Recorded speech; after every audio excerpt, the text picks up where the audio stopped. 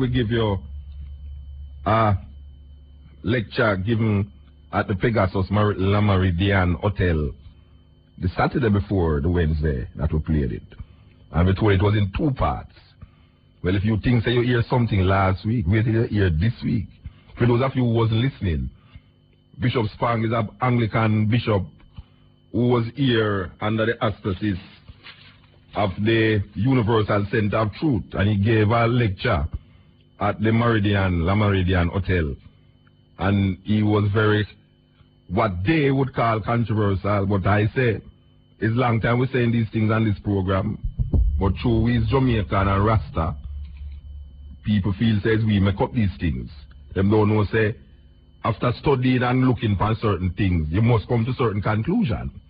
And no matter if you go to university, up there, or you're there in the ghetto down here, if you really analyze openly and open your mind, you will realize that a lot of things in the Bible that people hold fast to is illusion and fantasy and folktale. And even though we can see certain aspects of truth, when not taken literally, these people who teach you about the Bible take so much things literal in the Bible that it's so confusing. Because when a man wants to make you know that snake was talking, and there is an ark, a 500-foot boat that will appear of every animal in the ark for 1 year, with one window and one door that never open, and you're supposed to believe these things. When a man tells you a man open him hand and part the Red Sea, all of these things, when you hear these things and you start to take it literally, you start to get confused. And then you get dogmatic without even analyzing things for yourself. Well, this program is all about questioning and answering. And not to say doctor, Bishop Spang is one of them man where, and I must say it's a white man too, because Jamaican people don't love to listen to them own. They want to hear people come from foreign and talk to them. Well, Bishop Spang came and he did this lecture, so we're going to give you part 2. And this is very in keeping with what is going to take place 2 weeks from now, which is the Christmas story. So he will be elaborating on the Christmas story. So, we want you to put your tape on cock, because, yes, we love here when a bishop talk these ways. But no, so he's not alone in our thinking. I wonder how, I know Reverend Chisholm was there too, you know. Reverend Chisholm, I never see my brother Ian boy in a long time. I don't hear from him as a matter of fact, you know. Long time I don't hear from Mr. Boyd. I met a man in the airport the other day and him said, boy, Muta, your name come up in a church. See him like Jesus. That's serious thing. Cut it edge, RFM. As we say, put your tape on cock. You don't want to miss this part 2 of Jai Spang's speech that he gave at the Meridian Hotel. Before we bring him to you, we're going to bring him now. We want to show you something. I'll tell you something. You know, a lot of the stories in the Bible have its sister or its brother somewhere else in some other culture. The story about how creation started. If you look into the Mayan tradition, if you look into the Aboriginal tradition, the Native American tradition, you see similar stories. If you look into Greek mythology, Roman mythology, you know, if you look into the African Yoruba tradition, you see stories. And some of them is much, much older than the stories in the Bible. A lot of people want you to believe that the ways of the world and the beginning and end of the world is only found in the Bible. But we want to declare to you and make you know that the Bible, 3,000 years ago, there was no Bible. The books of the Bible was written somewhere in the like 600 BC, 500 BC. Buddha lived 500 BC. Zoroastrianism was there. You know, a lot of other cultures are developed before the Hebrew culture. The Hebrew culture is just a periphery of different cultures that sprang up in Egypt. We know that. We know that if it wasn't for Egyptian culture, Babylonian culture, and the culture of the Canaanites, you wouldn't have no Hebrew culture. And even the Bible shows you that Moses was an Egyptian, and Moses spent 40 years in Egypt. As a matter of fact, he spent 40 years not only in Egypt, but in the palace of the Pharaoh, studying, learning. At 40 years old, he thought that he was an Egyptian. So there was nothing in his mind about being an Israelite. All of his learning was gotten out of what he learned in the Pharaoh's palace.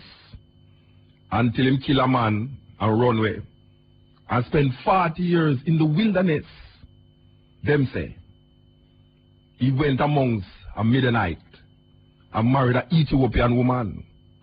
And spent another 40 years studying these Midianite culture. So Moses never have no thought about any Hebrew culture, because the Hebrews never have no culture. They were supposed to be living in Israel, in Egypt. Then we come to him next 40 years of trying to get the so-called children of Israel out of Egypt. And he spent 40 years again wandering in the wilderness with these people who never have nothing. And as a big politician, he started to farm and formulate a culture and a government. And he gave them this God named Yahweh. Now, Yahweh is one of the early gods. People don't like it when you talk this way, but it's true. Because there were many gods before Yahweh. The gods of the Canaanites, the Babylonians, the Ethiopians, and the Egyptians existed long before anybody heard nothing about Yahweh. But Yahweh and the tradition of these people, who was on the periphery of African culture, became a dominant religion and developed into what we call Judaism, out of this said tribe named Judah. Now, why are we telling you this? We are telling you that most of the stories where you find in the Bible, especially in the Jewish tradition, is found other places. And we want to play a Greek mythological story from a Greek god to show you an example of what we're talking about. This is a story of a Greek god. Why listen to this? Cutting Edge, IRFM. Deucalion often went to the Caucasus Mountains to comfort his suffering father. He could not break the chains that bound him, but while he was there, he could keep away the eagle that tortured Prometheus. Deucalion was a good son, and his father was thankful for his help. Prometheus, who could look into the future, knew that Zeus was planning to flood the earth. He told his son to build an ark and board it with Pyrrha, his virtuous wife. Deucalion did as his father told him.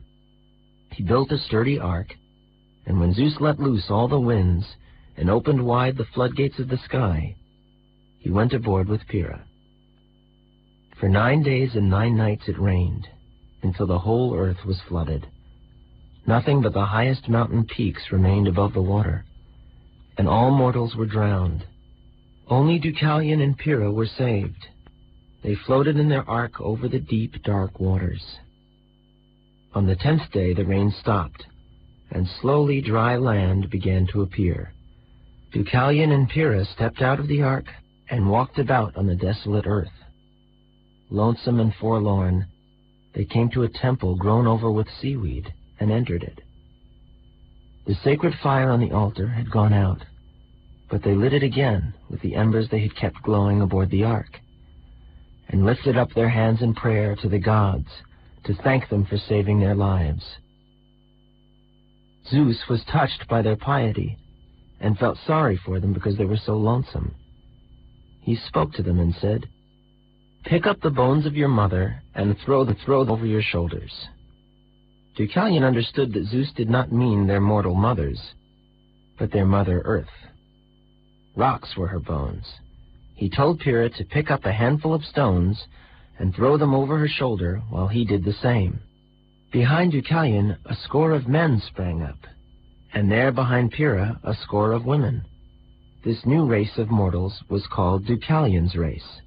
The Deucalion race, made from stone, was hardier than the one made from clay. The new mortals withstood better the stings of Pandora's miseries, which of course had flown high and dry during the flood, and plague mankind to this very day. The winds had carried on as they wished when Zeus flooded the earth. They were powerful fellows, and when they stormed together, they brought confusion and destruction, whirling dust and water all the way up to Olympus. Zeus decided that they needed a dependable guardian who would keep them locked up, and let out only one at a time. He chose Iolaus, a grandson of Deucalion and Pyrrha, to be the keeper of the winds, and sent him to live with them and guard them in a hollow cliff far out at sea. The winds hated to be confined. They stormed and howled around Iolaus, trying to force their way out of the cavern. But Iolaus was steady and strong and kept them in hand. When Poseidon, or one of the other gods, called for a wind, Iolaus pierced the wall of the cliff with his spear and let the wind out. Then he plugged up the hole and kept it closed until it was time for the wind's return. When Boreas, the north wind, was called for, he rushed out icy and wild, tearing up trees and piling up waves in front of him. When Notus, the south wind, was let out, he pressed himself groaning through the hole in the cliff. He was so heavy with moisture that water dripped from his tangled beard, and he spread a leaden fog over land and sea. Yeah, we just want to play that for you. This is Greek mythology, and we want the people them to know that these stories is in many cultures. We mustn't believe that the Bible story is the oldest of these stories. And because it is not the oldest, it is not the original, most original. If we want the original story, we have to go into the deepest African, Egyptian, Nubian, Ethiopian culture to see. And we have to take the stories in context.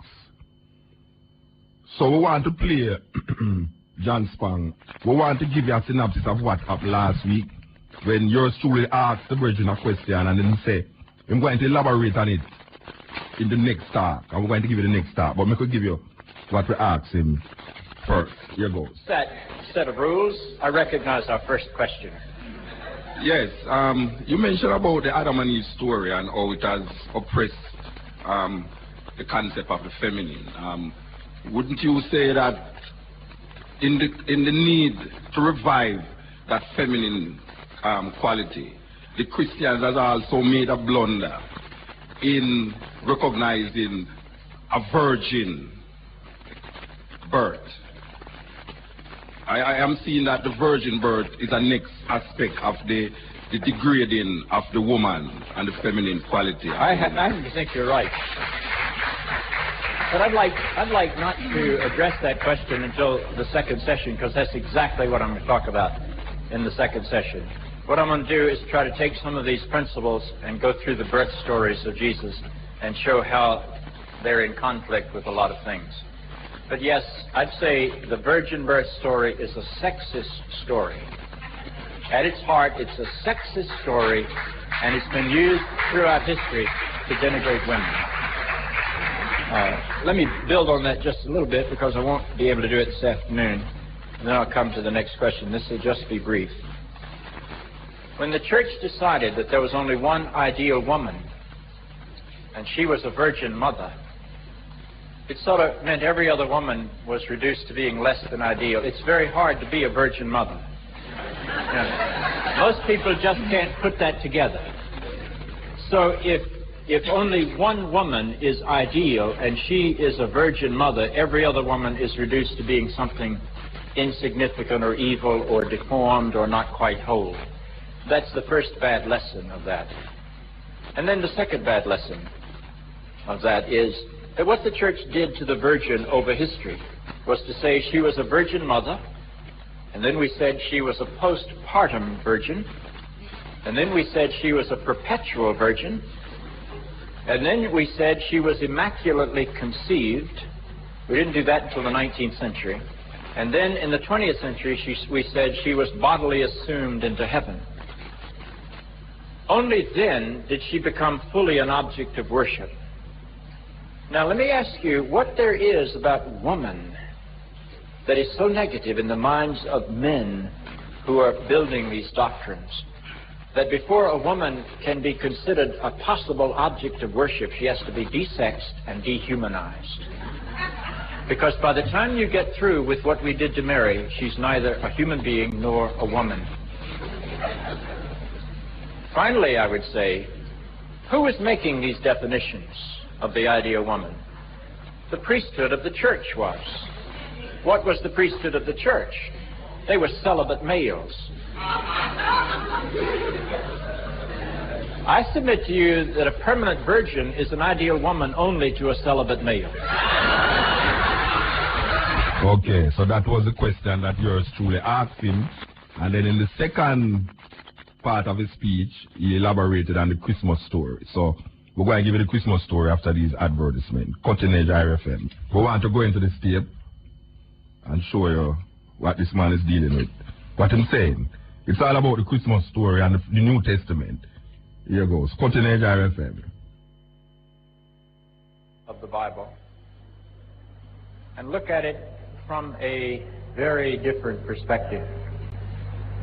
And I'd like to take the part of the Bible that I believe is the best known part of the Bible at all. I think everybody knows the Christmas story.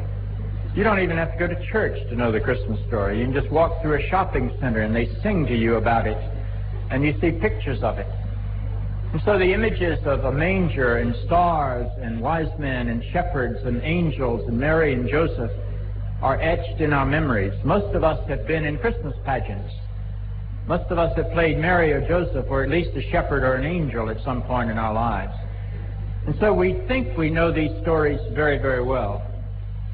But you'd be surprised at how much we do not know about these stories. Let me ask you a couple of questions just to test the level of knowledge. How did Mary and Joseph journey from Nazareth down to Bethlehem for the taxation? How did they travel? On a donkey. How did the wise men travel? On camels. On camels. Where in Bethlehem was Jesus actually born? In what sort of structure?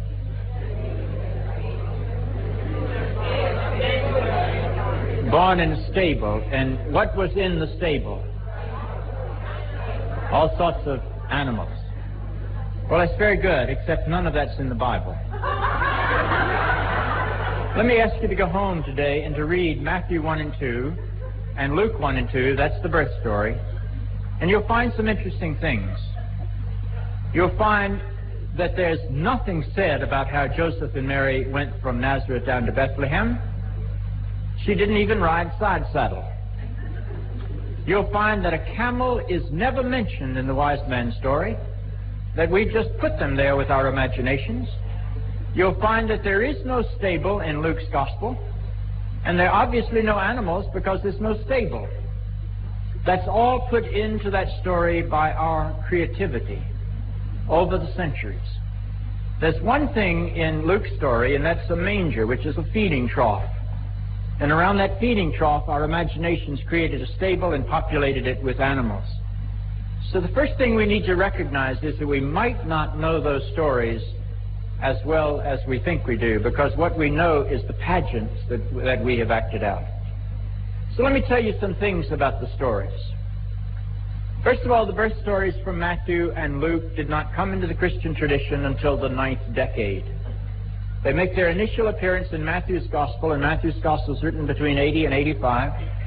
And they're also present in Luke's Gospel, and Luke's Gospel I would date between 88 and 92. So you're talking about 9th and early 10th decade when the birth stories come into the Christian tradition. Now, how do we know that? Well, we have in the Bible earlier works. Paul wrote all of his epistles sometime between 50 and 64. Paul died in 64. No gospel had been written when Paul died. Paul never read a gospel. So the Pauline writing is the earliest writing we have in the New Testament. And what does Paul say about the origins of Jesus? He says that he was born of a woman and born under the law, like every other human being. Not anything miraculous about that. He says that according to the flesh, he was descended from the house of David. Nothing miraculous about that. And Paul says that Jesus has a brother that Paul really didn't like very much. His name was James. And if you read the first chapter of Galatians, which is one of Paul's early epistles, you'll find that James, the brother of the Lord, and Paul are in radical conflict. So the Pauline corpus doesn't seem to know anything about a miraculous birth story. So that needs to be registered. Second thing that needs to be registered is when the first gospel was written, and that was Mark. It's not first in the Bible, but it's the first one to be written. And it's dated, most scholars would date it between 65 and 75. I think it's on the late side of that. I would date it between 70 and 75. But it's the first gospel, and there's no birth story in it. Indeed, Mark begins his gospel by saying, the gospel of Jesus Christ, the Son of God, and he tells you that God entered into Jesus not at his birth, but at his baptism, when the heavens opened and the Spirit descended and the voice of God declared Jesus to be God's Son. But there's no birth story there. It simply is not present. The birth story appears in Matthew. And then, about 5 to 10 years later, a second version of the birth story appears in Luke. Then when John writes the last gospel, the birth story disappears. John has no story of the birth of Jesus. John says that Jesus was the enfleshment of the divine Word of God that spoke in creation. The Logos that said, let there be light, was simply enfleshed in Jesus. But there's no story of a virgin birth, no story of a miraculous birth, except that John wants people to know that what Jesus was the eternal Word of God manifested in a human life. So that in the 5 major writings of the Bible, only 2 of them give us the birth narratives, and the other 3 either seem to know nothing about the birth story, or in John's case, he could not help but have heard about that story since it was the last gospel, and he chooses to omit it from his records. So that's the first thing we need to embrace. That's the second thing we need to embrace. The third thing we need to embrace is that in the stories between Matthew and Luke, there are a lot of incompatible details. Now that comes as a surprise mostly, because the primary way we have experienced the birth stories of Jesus is through Christmas pageants.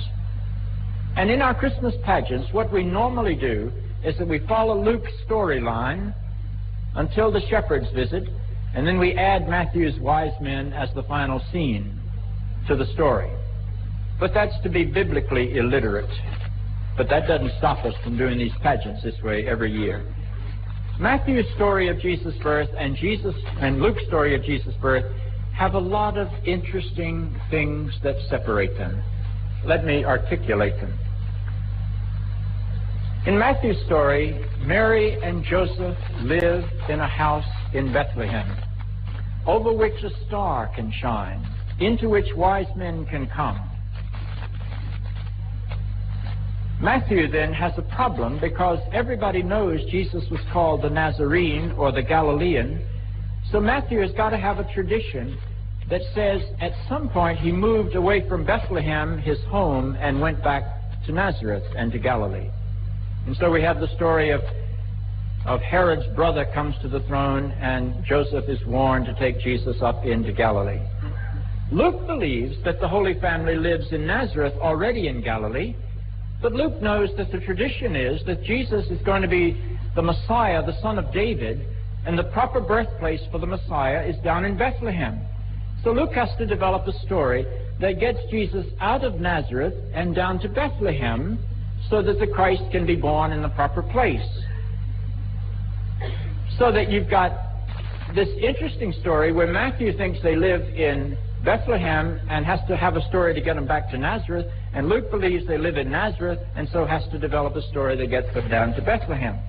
That's not the only problem. Both Matthew and Luke say that Jesus was born when Herod was the king. We know from secular records that Herod died in 4 BC. So Jesus was born 4 years before Christ. Now that shouldn't upset anybody. That shouldn't upset anybody because they didn't divide the calendar into AD and BC until well into the Christian era. And they didn't have good records, and they came pretty close. But most scholars believe that Jesus was born somewhere between 4 and 8 BC. So Herod is the king. He died in 4 BC. But Luke says that Jesus was born when Quirinius was governor of Syria because it was Quirinius that ordered this special taxation. We know from secular records that Quirinius didn't become the governor of Syria until the year 6 to 7 AD. Jesus would have been 10 years old by that time. So you put the dating together and they clearly don't have it straight. Something's wrong. There's some other problems. There is no record in any historic source of a government that ever required people to go back to the place of their origin to be enrolled in a taxation. And yet that's the basis upon which Luke tells his story. There's also no evidence anywhere that a woman ever had to go do that because women didn't pay taxes. Women were property upon which tax was paid. So the idea that Joseph would take Mary, the Bible describing her as being great with child, and that means at least 8 months pregnant, it seems to me, all the way from Nazareth down to Bethlehem is almost unthinkable when you recognize that there was 94 miles between Nazareth and Bethlehem.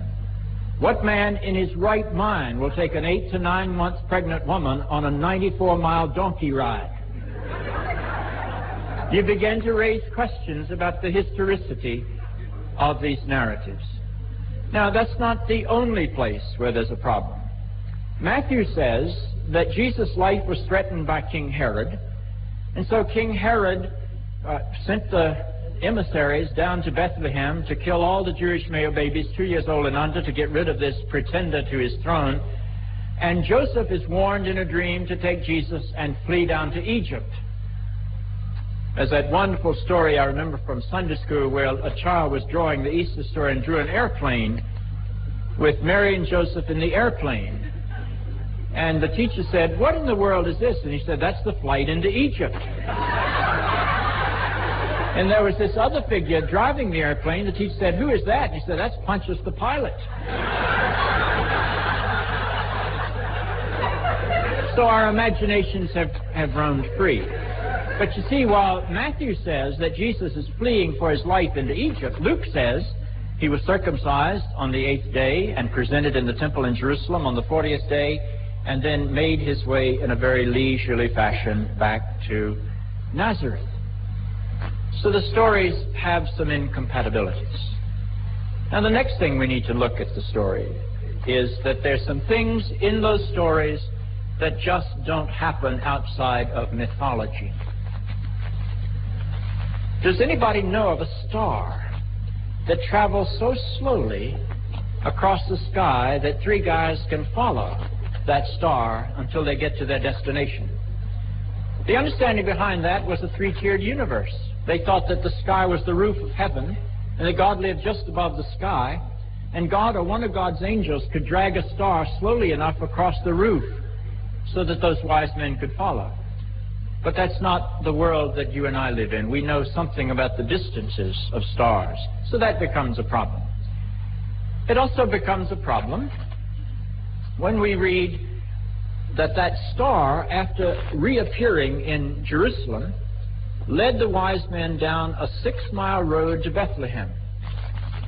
You need to understand that Bethlehem was a tiny little city of maybe 300 people, and that the road that connected Jerusalem to Bethlehem was not your Highway 2000. It was a dirt track. So that story says this star led these 3 guys down this dirt track for 6 miles. And then it shined over one particular house in Bethlehem. Now, the story says that these 3 wise men went down. It doesn't say they were riding on camels, but we always put them on camels. They went down to that home, And they went into that home and they presented gifts of gold and frankincense and myrrh with the star shining on that house. And the next day, when the wise men don't go back to Herod, Herod decides he's got to go down to Bethlehem, and in order to make sure he gets rid of this Jesus, he's got to kill all the Jewish male babies 2 years old and under. Well, now, have you ever lived in a town that just had 300 people? Don't you sort of know that in a town of 300 people, everybody knows everything about everybody? Do you suppose that in a little town of 300 people, a light leading 3 wise men could come trumping down a 6-mile-long road and shine over one particular house, and then nobody could tell Herod the next day which house that was? That just doesn't happen in the world I live in. The wise men say that what they are doing is looking for the birth of a king. But Matthew's gospel tells us that Jesus' father was a carpenter. How many people set out on camel or on donkey or on foot to follow a star to be led to the place where a king is born, only to discover that that king is the son of a carpenter? The story is beautiful and it's romantic, but it doesn't add up literally. Now, there's some other things. In Luke's version of the story, where he has Zechariah and Elizabeth, the parents of John the Baptist, who are described as very elderly, the text says, past the time of women, which is an interesting way to talk about menopause. Past the time of women, but nonetheless, Elizabeth gets pregnant with John the Baptist. And then 6 months later, says the story, Mary gets pregnant with Jesus. And Mary goes down into the hill country of Judah to visit her kinswoman. Doesn't say what the kin is. It was Wycliffe, an English scholar, that decided John the Baptist and Jesus were first cousins, but he decided that in the 14th century. Now, that idea hadn't been abroad, but that's what people say. They were cousins. The only text says that Mary and Elizabeth were kin. Now, when Mary goes down to visit Elizabeth, the story says that the baby in Elizabeth's womb leaped to salute the baby in Mary's womb. Does that sound like history to you? And then Elizabeth, recognizing that her baby has leaped to salute Mary's baby, says, why is it that my baby leaps to salute your baby? And the intimation is that your baby's going to be greater than mine. And of course, that was the relationship the church was trying to establish between John the Baptist and Jesus. He must increase, I must decrease. So these words are put into the mother of John the Baptist. Well, Elizabeth and Mary were both Jewish mothers. I've never met a Jewish mother that would say to another, your son's going to be greater than mine. So I think, again, we're dealing with something other than history. What is it? Where do these stories come from? Where does the content come from? When I wrote a book called Liberating the Gospels, Reading the Bible with Jewish Eyes, that Sheila has been using as a study book in her church, I spent a lot of time developing what I called a midrashic approach to Scripture. What in the world does midrash mean? Indeed, I wanted to call that book The Gospels as Midrash, but my publisher wouldn't let me. They said, Jack, people read that title and they'll think you're saying the Gospels have some sort of skin irritation on them, and that just won't make any sense at all. But what is Midrash? Midrash is a Jewish storytelling technique. The Jewish people thought nothing of going back into their religious heritage and lifting a story that had been told about somebody else and retelling it in the present moment. It wasn't that they were trying to say, this really happened, or this really didn't happen, but I'm going to pretend it did. What they were really saying is, the God that our ancestors met in Moses, or Samuel, or David, we believe we are meeting that same God in Jesus. And so it's okay to take stories from their lives and retell them about Jesus. It's God that is eternal. It's God that transcends the time. And so all of the details of the birth narratives can be located in the scriptures of the Hebrew people, not because they predicted future events, but because the people who wrote those stories wrote them in terms of the events of their own Jewish past. Now let me try to illustrate that. the story of the virgin birth enters the tradition in Matthew, and Matthew justifies it by quoting a text from Isaiah chapter 7, verse 14. That verse is a familiar verse to most Christians. It says, "Behold, a virgin shall conceive, and shall bring forth a child, and you shall call his name Emmanuel." Isaiah 7:14. If you have a Revised Standard Version of the Bible and read Isaiah 7:14, you will discover the word virgin is not in it. The word virgin is in it only in the King James translation. Why do you suppose that is? It's because when Matthew quoted the book of Isaiah, he did not quote it in its original Hebrew. Matthew appeared not to read Hebrew. Matthew wrote his gospel in Greek. But every time he quoted the Old Testament, he quoted a Greek translation of the Old Testament. In Hebrew, Isaiah 7:14 says, "Behold, a woman shall conceive." And the Hebrew word is Alma, A-L-M-A-H. That is not the Hebrew word for virgin. The Hebrew word for virgin is Betula, B-E-T-H-U-L-A-H.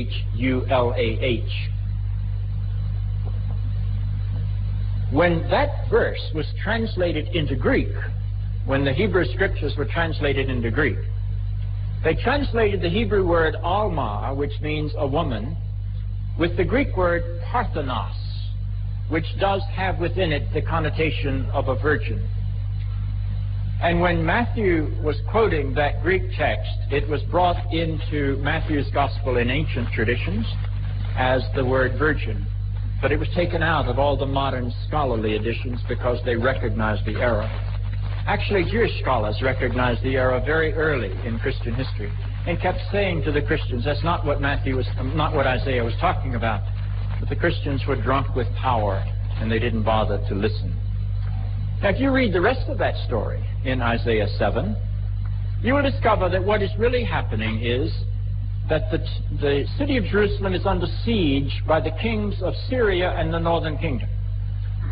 And the king is out looking at his battlements. And Isaiah the prophet comes, and Isaiah says, you don't need to worry about these people down here besieging your city. They're not going to be significant. They're going to finally go away. But the king is not sure of that. And so Isaiah says to the king, well, just ask a sign of God, and God will give you a sign that these kings that are bothering you now are not going to finally destroy the city. And the king refuses to ask a sign, and Isaiah gets exasperated, and he says, you not only weary me, you're wearying God, to the king. And then he says, I'm going to give you a sign whether you like it or not. Behold, an Alma will conceive, or is with child. In the Hebrew tradition, she already is pregnant. Behold, an Alma, a young woman, is with child. And the child shall be called Emmanuel, which means God with us. And then it goes on to say, before this child is raised to the age of being able to decide the difference between right and wrong, these two enemies are going to be destroyed. That could hardly be referring to something that happened 800 years later. Luke seems to know that, and so Luke never uses that text when he tells the story of the virgin. So the problems began to unfold. But let's be positive. What is the message that they're trying to achieve? Where do the wise men come from? Well, have you ever read Isaiah 60? The author of Matthew has surely read Isaiah 60 because he crafted the story of the wise men right out of Isaiah 60. Isaiah 60 says, kings shall come to the brightness of God's rising. They will come on camels. That's the only place camels come into that story. It's in Isaiah, not in Matthew. They will come from Sheba, and guess what they will bring? They will bring gold and frankincense. Now, doesn't that sound just a little bit familiar? But you all went to good Sunday school, so you say, where's the myrrh? Well, if you go back and read Isaiah, you will find that the myrrh is present if you know how to read it with Jewish eyes. Because that passage says, kings shall come to the brightness of God's rising. They will come on camels, and they will come from Sheba. Sheba. Now, the Jewish mind would say, Sheba.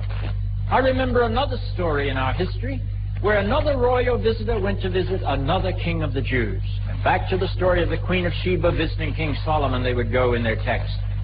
And when they get back to that text, they discover that the Queen of Sheba brought Solomon truckload after truckload after truckload of spices. The only spice they knew in the Middle East was myrrh. And what was myrrh? It was Jewish deodorant. You know, they didn't take a lot of baths, and myrrh smelled good, so they'd put myrrh in their clothes so they wouldn't be offensive. And then myrrh was used to drown the smells of death. A Jewish man or woman, when he or she died, was not buried, not embalmed. That only took place in Egypt.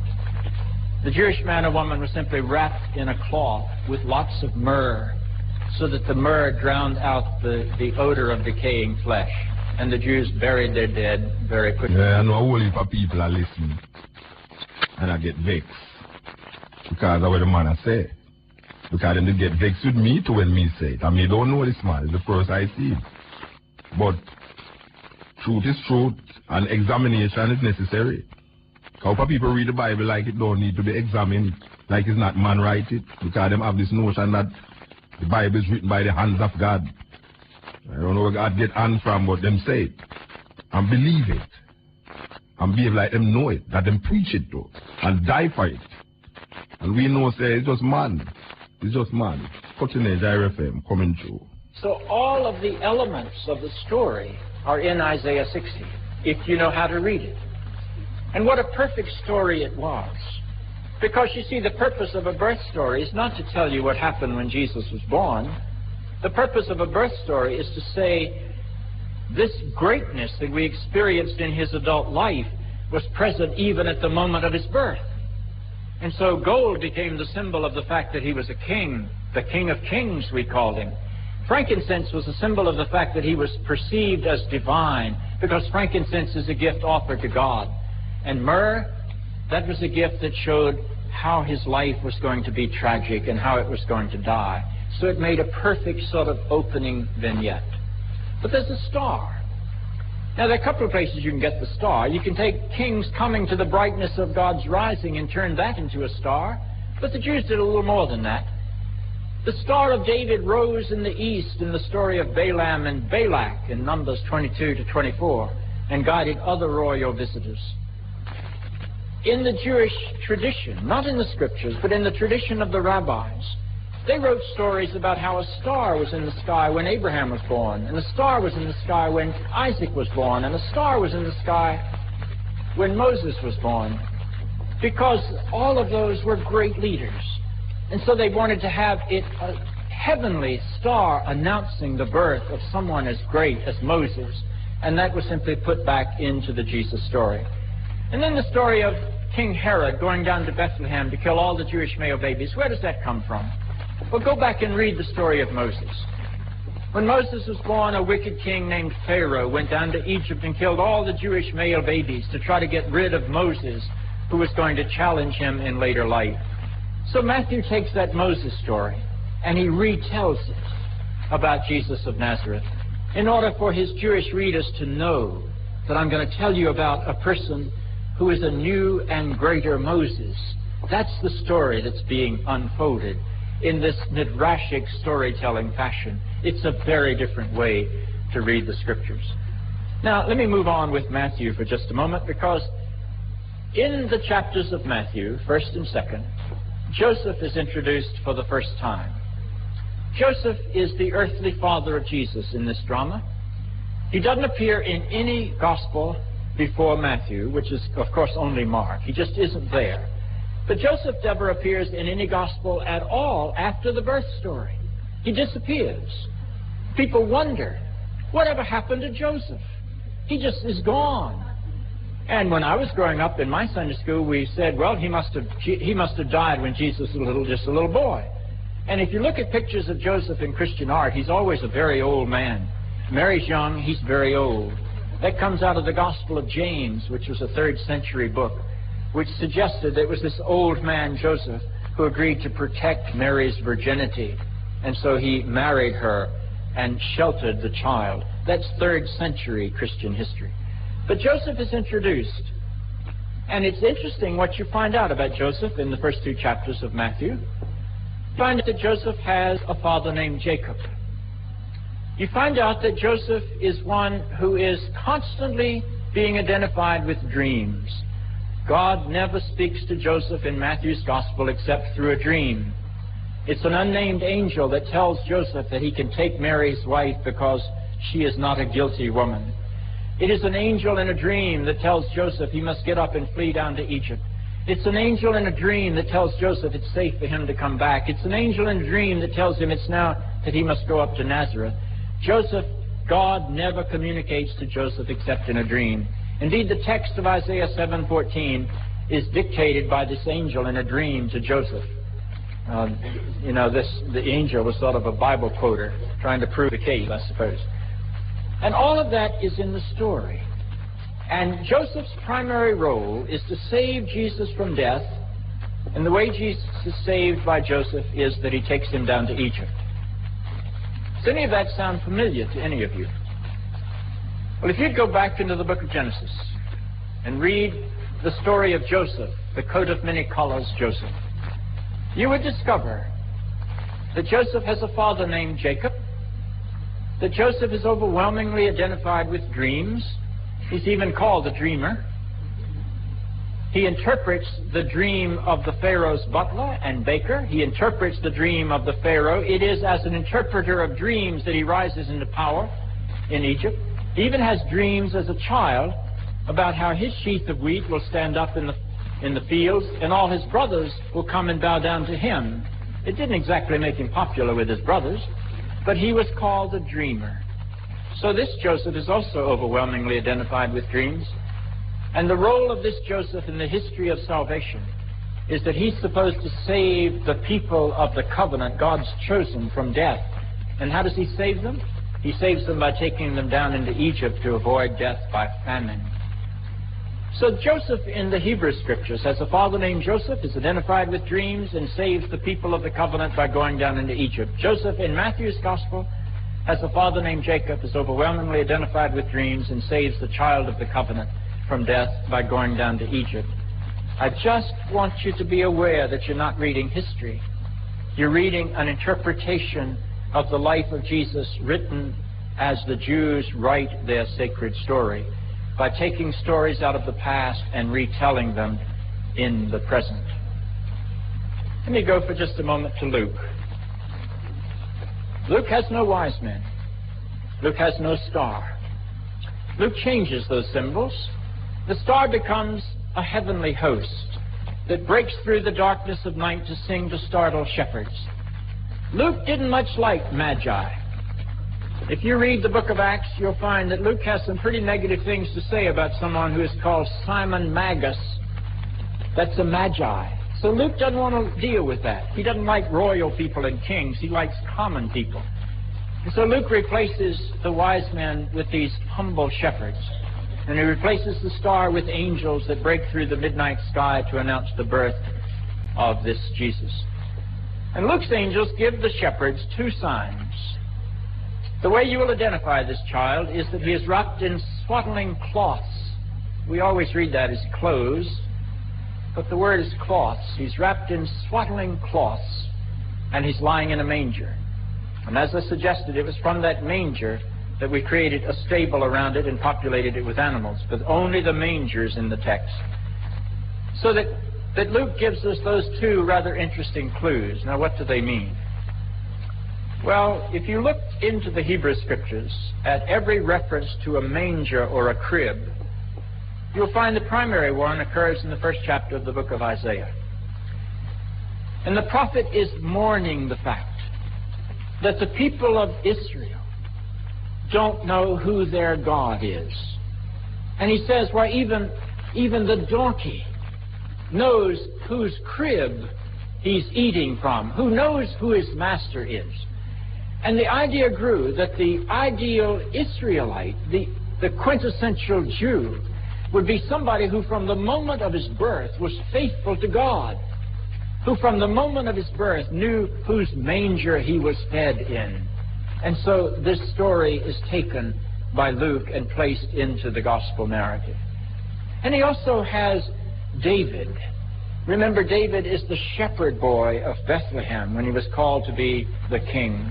And so he puts the shepherds of David's childhood into his story.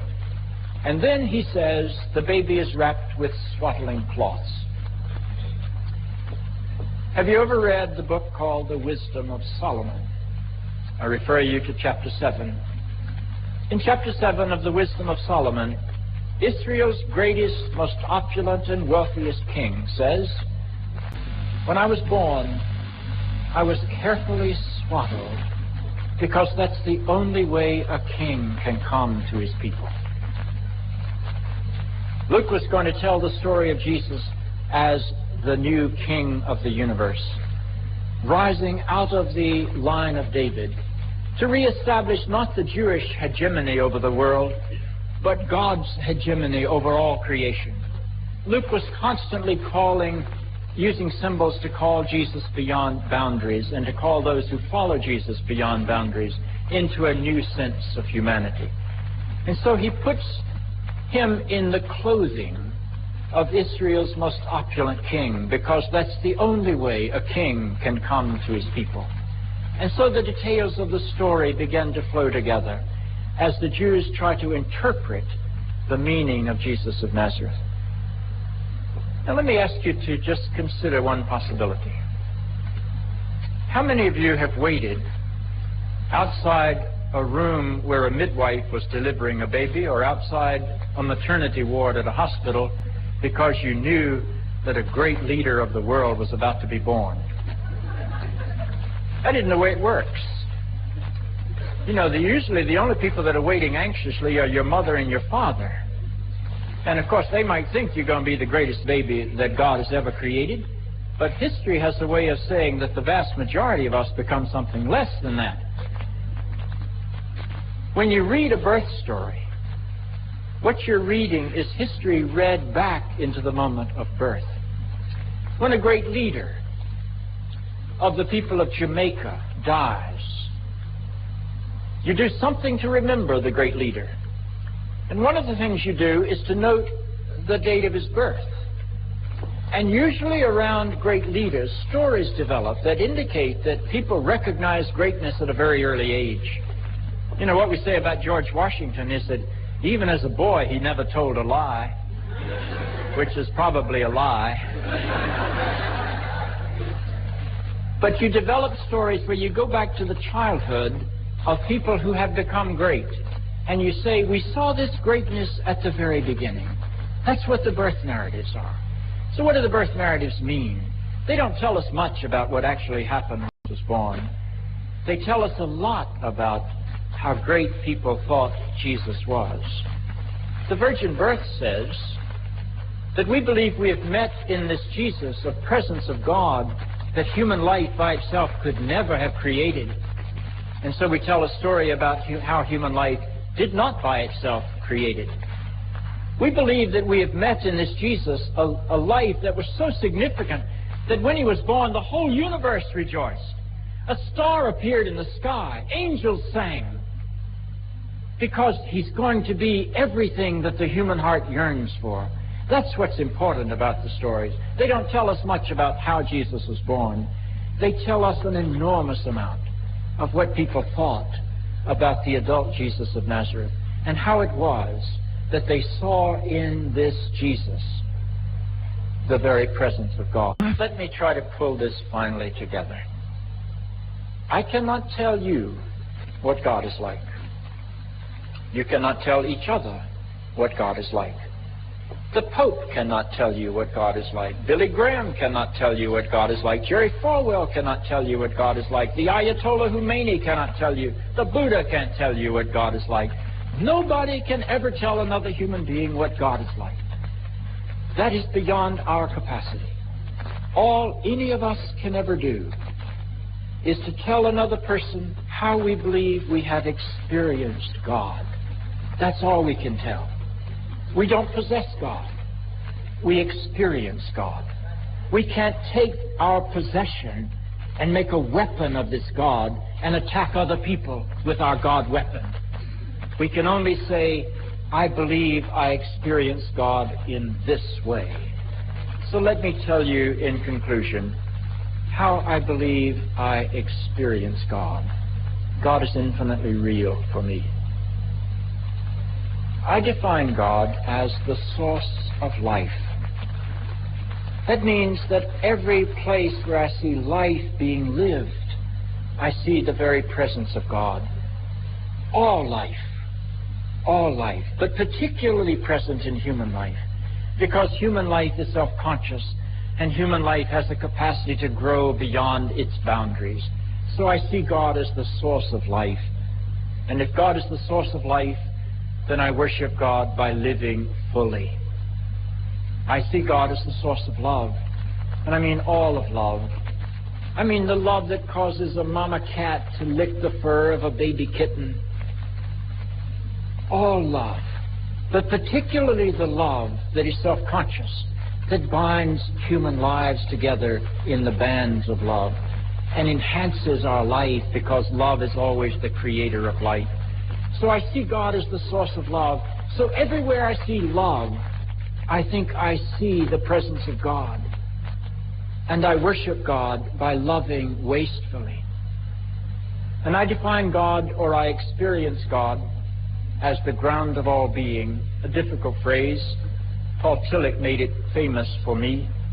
He was a German Lutheran background theologian of the 40s and 50s. But the best way to translate the ground of all being for me is to say that if God is the ground of all being, then I worship God by having the courage to be everything that I am. And the more fully I can be myself, the more people will see the very presence of God within me.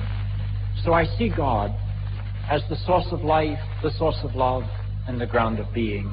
I worship by living and loving and being. And I want to be a disciple of this God. And that doesn't mean I want to make everybody an Episcopalian or an Anglican. I'm not at all interested in converting people to being Anglicans. I'm not even interested in converting Jews and Muslims to being Christians. No, I think we've got to move beyond that. But I do believe that I have a responsibility. And my responsibility as a disciple of this God is to live my life in such a way that I can build a world, or help to build a world, or encourage others to help to build a world where every other human being has a better chance to live and to love and to be. And why am I a Christian? Because when I look at the life of Jesus of Nazareth, I see a life so fully alive that I believe I see the very source of life in him. I see a love so totally and so wastefully given that I believe I see the source of love in him. And I see one who has the courage to be all that he is, so I see the very ground of being in him.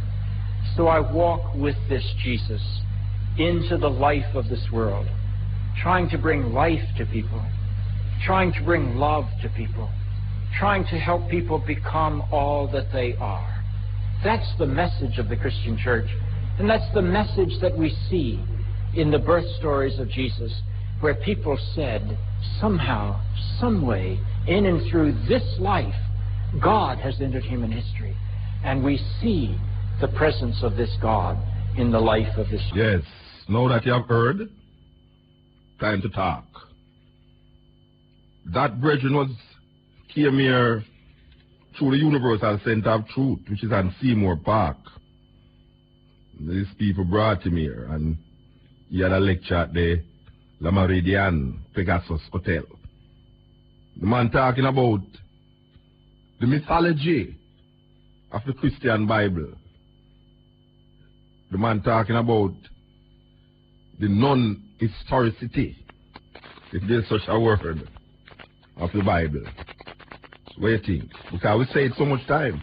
But you know, I never hear mention that between Matthew and Luke, they have a different great-great-grandfather of Jesus. Yes. In Matthew 1, and if you read Matthew 1 and 2, it tells you that Jesus' great-great-great-grandfather was the son of David by the name of Solomon. And in Luke 3, it tells you that Jesus' great-great-great-grandfather was the son of David by the name of Nathan. So that is really a big discrepancy in the great-great-grandfathers. Now I went to this man and I said to him, if such is the case of these mythology, and him don't really believe that there was a Joseph, because he's saying that in Matthew 1, which is not even him saying, it is the Bible saying. Matthew 1 tells that Joseph's father did name Jacob. And as him show you that Joseph got these dreams and things, as the same story about Joseph, coat of many colors, and get dreams, and his father named Jacob and all these things, and he went down into Egypt. I went to him and I say, well, give me what you know, and give me all of these things that you say. Isn't it a right conclusion to say that if all of these discrepancies is there, why should we believe that there was a real Jesus? Why is not the Jesus of the Bible also a mythology? Because we can show you through Greek and Roman mythology that Jesus is a mythology. There was no man on earth that named Jesus. Mr. Ian Bowen don't like I say that, but it's true. You know? Given all of these discrepancies, people don't want to hear that there's contradictions in the Bible, but I remember I did a program about the 101 contradictions of the Bible. A whole heap of people get vexed with me. A whole heap of people. But if it's not truth, just look and see if it is there. Because there is a contradiction in saying that Jesus' great-great-great-grandfather is Solomon, the son of David. And then the next man tells us that Jesus' great-great-great-grandfather is Nathan, the son of David. And then you have all the other discrepancies. Yeah, man, it's a serious thing. It's a serious thing when we look in the stories, when we look and realize historically, because most Christians is not interested in knowing the truth. They want to believe. They don't want to know the truth. They are comfortable with their belief. And you can't knock a man belief. But when that man using belief to decide your destiny and to decide what you going to happen to you and how you should live, then it become a problem. Your belief is your belief. Your belief is not necessarily truth or reality. And it has to stay in a belief. You can't use your belief and say it's history and declare it as history. And when it comes up to scrutiny, you don't want it to be scrutinized because you know you add something else to it and say, you can't scrutinize the word of God. That is what them catch the people with. Because when you start to use your intelligence, you come up on this door where say, don't question the word of God. Because if you question the word of God, you're going to go to hell and burn up in fire. You think it's Capleton did not talk about fire? The Christians, the first set of people I hear talk about you're born in hell with eternal fire and brimstone. And when the fire come back on them now, them ball out. They know why you're not got no fire now. But examine the consciousness. Examine what you believe and what you know to be true. As the man said. The man never ever tell you. He keep referring to 3 wise men. But I can show him too that there's no mention of the Bible of any number of any man or men that went to visit Jesus. The Bible never tell you of no 3 wise men. Never. And in this time when everybody will live out this illusion in December, if the greatest man on earth, no one know when him born. No man know where him born. Why should I believe that this man is not a mythology of the minds of people who want to believe this story? When I look into Africa, I see many mythologies and many stories like this. Many mythologies. When you tell a man about Brother Nancy is a Santa mythology about a spider. But if you ask a normal man out a road, what do you think about Brother Nancy? You think it's a story? You think it's a real thing? He said, no man, that's a mythology that man. Folktale. So why is a Nancy a folktale and a snake talking in the garden not a folktale? Why a snake can talk but a Nancy can't can you? For real. It's a serious thing.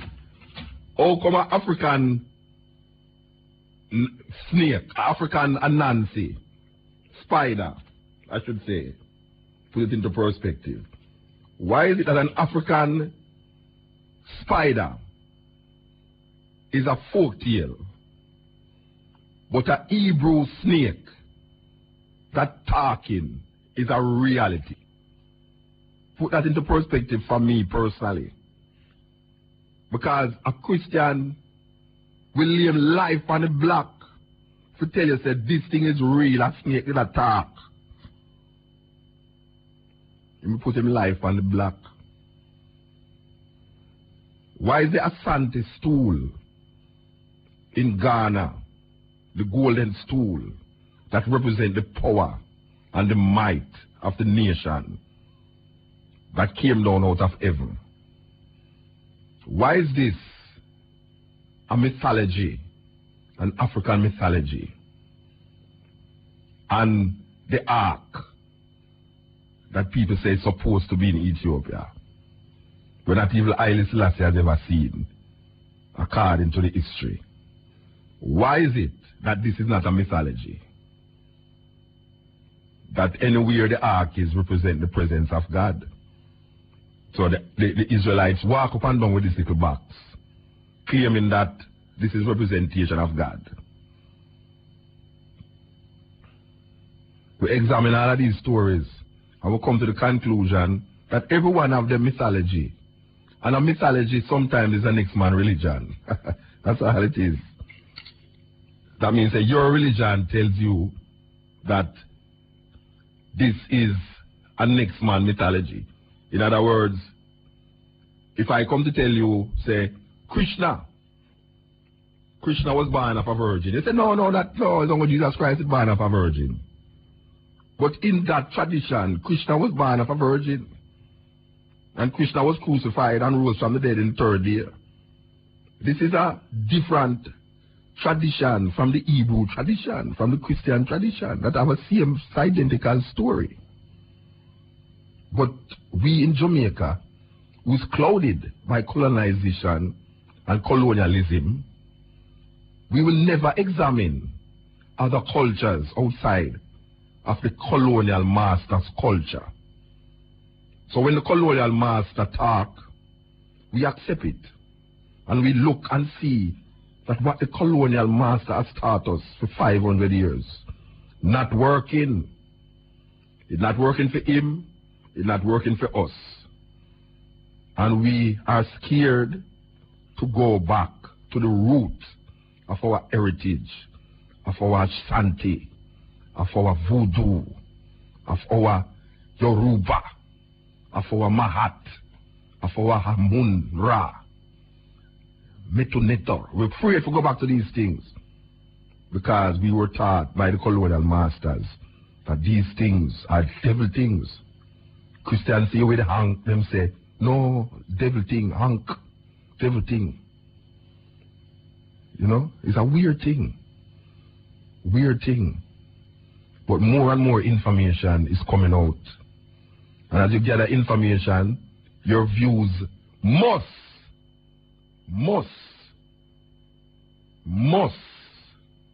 fit with the information. Because the information is only there to present to you the reality of things that you hold fast to in faith. Because faith is the absence of truth. Faith is the absence of reality. Faith is something that you believe and hope for. Because faith, according to Paul, faith is the substance of things hoped for and the evidence of things not seen. So we hope and we have faith. But when we get the information, that is why superstition prevails all over the place amongst illiterate people. Because they hold on upon superstitious beliefs that has no semblance of truth and reality in it. I was talking to a sister today and I tell her, I say, most one who used to believe in these stories, if them sit down in the house late one night and hear something on the mouse stop, them not think say somebody there on the mouse stop or somebody drop, them think say a ghost or a duppy. That is how their mind carry them. If them hear something outside, them not think there's somebody. Them think there's something. That is the craziness of what we call not examining things when information is presented to you. And it's only a foolish man, only the fool, after getting this information and seeing that this information is reality, still hold on upon a faith. Faith is head or tail, you know. Anyone can come. Your faith don't must wrong. We not say your faith wrong. We just say that if evidence can show that your faith is not a real situation, why you holding on that faith? Because we see enough Rasta get caught in that same Christian mindset too. Yes, enough Rasta. Because him have so much belief in Haile Selassie, some impossibilities, and then try to make Haile Selassie become like a Jesus in a him sight. So him attribute so much craziness. Why you know Haile Selassie just disappear and these things is illusion. It's like him a re-brainwash himself, getting out of the Christian mindset and re-brainwashing himself again in a new Christian mindset about Haile Selassie. When we know that Haile Selassie is real. The faith is important because every man must have faith. Every man must have faith. You can't live without faith because you have to work in faith. You cannot work because your faith is the hope of the thing that you're working for. You understand? But you work. That's why your faith becomes real. And you examine your faith and match it with reality. And you find, say, the reality must be more real than your faith. Because the reality is the conclusion of all faith. Your reality is the conclusion of all faith. So one great master say,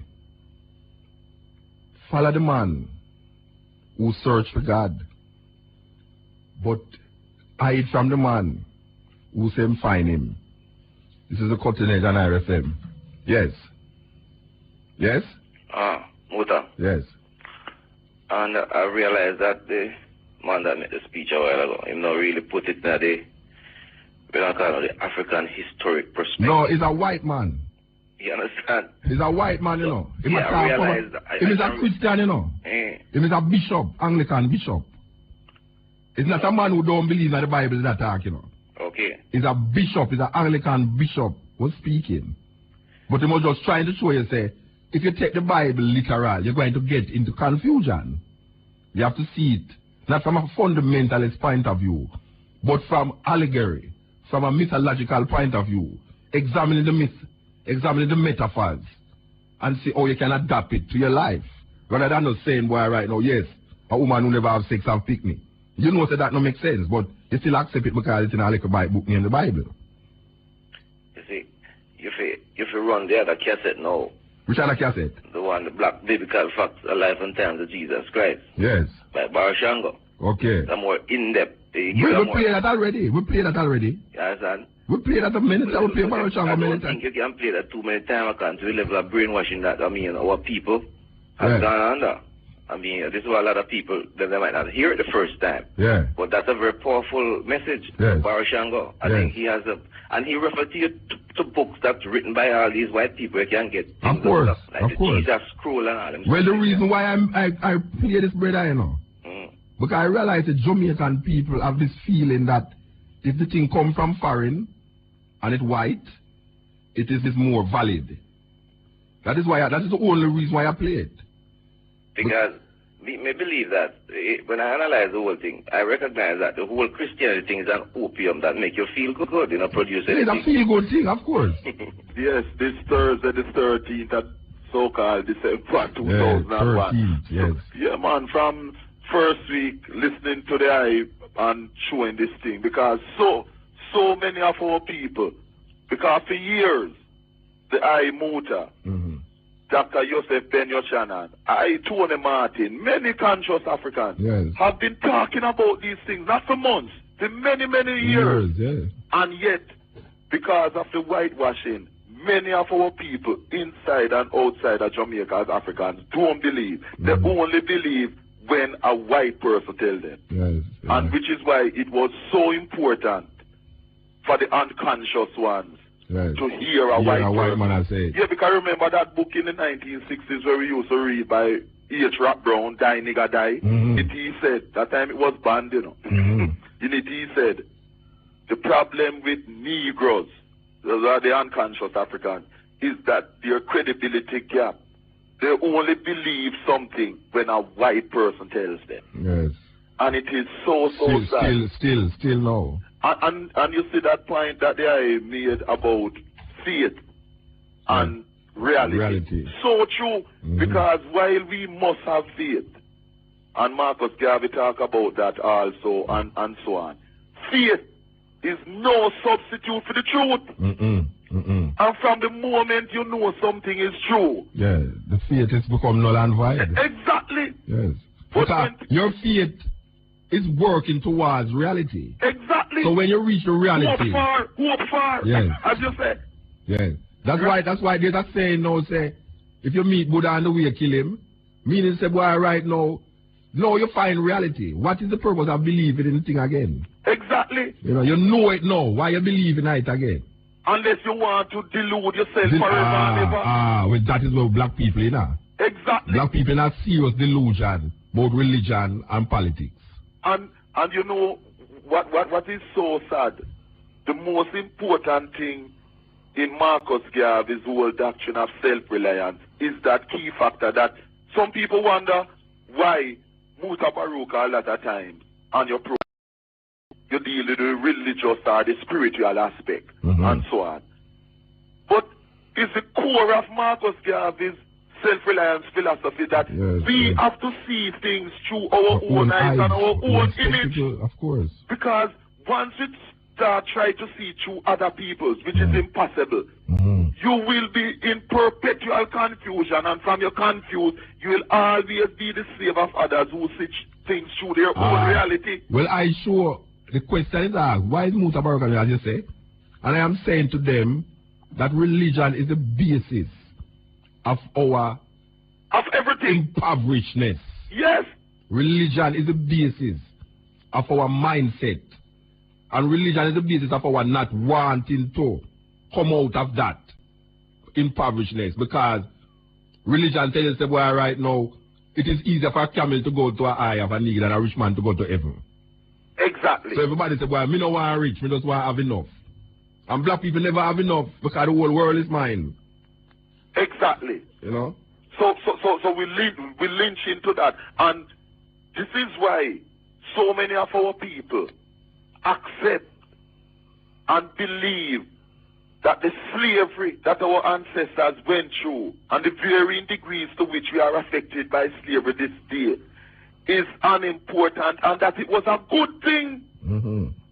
Which is why I have been making notes, Muta, and listeners, because I'll be writing an article about Wilmot Perkins and the slavery question. Because it's not a new thing. You remember in the 1970s, the movie named Roots, which me know they are in one many other Yeah. He wrote an article in the 1970s, it was about 1977, I have them thing in my archives, attacking the movie Roots, saying, why is it that we keep talking about slavery and like it was a good thing, you know, the so-called beneficial thing where I talk about. From them time they have been saying it. And I wrote in response, and he was even saying, oh, the Japanese don't deal with that. And I wrote a letter to the editor. In fact, I wrote it as an article, but Hector Winter put it as a letter to the editor rather than an article, saying that the Japanese did not, no other race of people went through what we went through, but whose territory was conquered and the kind of Holocaust that we went through, etc., and so on. And I never hear Mortimer respond, because you know, anytime you catch him run away and thing. And but the important thing is that we as conscious Africans, Muta, we cannot stop doing things like what you are doing here. So advance and uplift the people, never. Yes, because never. anyhow, we as conscious Africans stop doing this. Then we give up hope and condemn our people to perpetual slavery and ignorance. Because what is so sad when I listen to a lot of the radio programs in Jamaica, specifically right now, is how so many of our people is simply the brainwashing, the miseducation, why they hate themselves as African people. Of course. Because deep down, when I examine... I have married up on the radio, I tell people, say, it is a good thing that we come here as slave. Which is what Moti do, exactly. And believe you me. And that him do? Yes. If I tell people, say, it's a good thing, why people bring us slave? As when they are African, swing pan tree. Yes, and here the lies when tell too. Because this is why... As your program and other conscious Africans who do lectures and write books and so do, sure, is that people like Moti Perkins and so on do not know the truth about African history, you know. No. What them know about African history is what the white racist liars tell him, you know. But I want to say, I never hear him quote an African writer yet. Never! Because as far as he's concerned, there is no civilized... No intellectual... No African intellect, That the only thing that any African can hope to be is to be an imitation of a Caucasian. Or to be an assistant white man. The only thing that we must be is to imitate white people. He has no confidence in himself as an African, and he's consumed, like many others, with self-hatred of the fact that the Creator created him, Moti, as an African. And I believe this is why he's an atheist. He says that all the while, you know, he's an atheist, you know. And he only judges things in terms of material. You know, progress civilization to him is strictly making machines. That is progress. Industrialization. Exactly. And globalization. And globalization, as we know, is just another word for European imperialism. White supremacy. White racist supremacy. Of course. White racist supremacy. And you know the Joe Mutas, you know, him always refer to UWI Mona as the intellectual ghetto.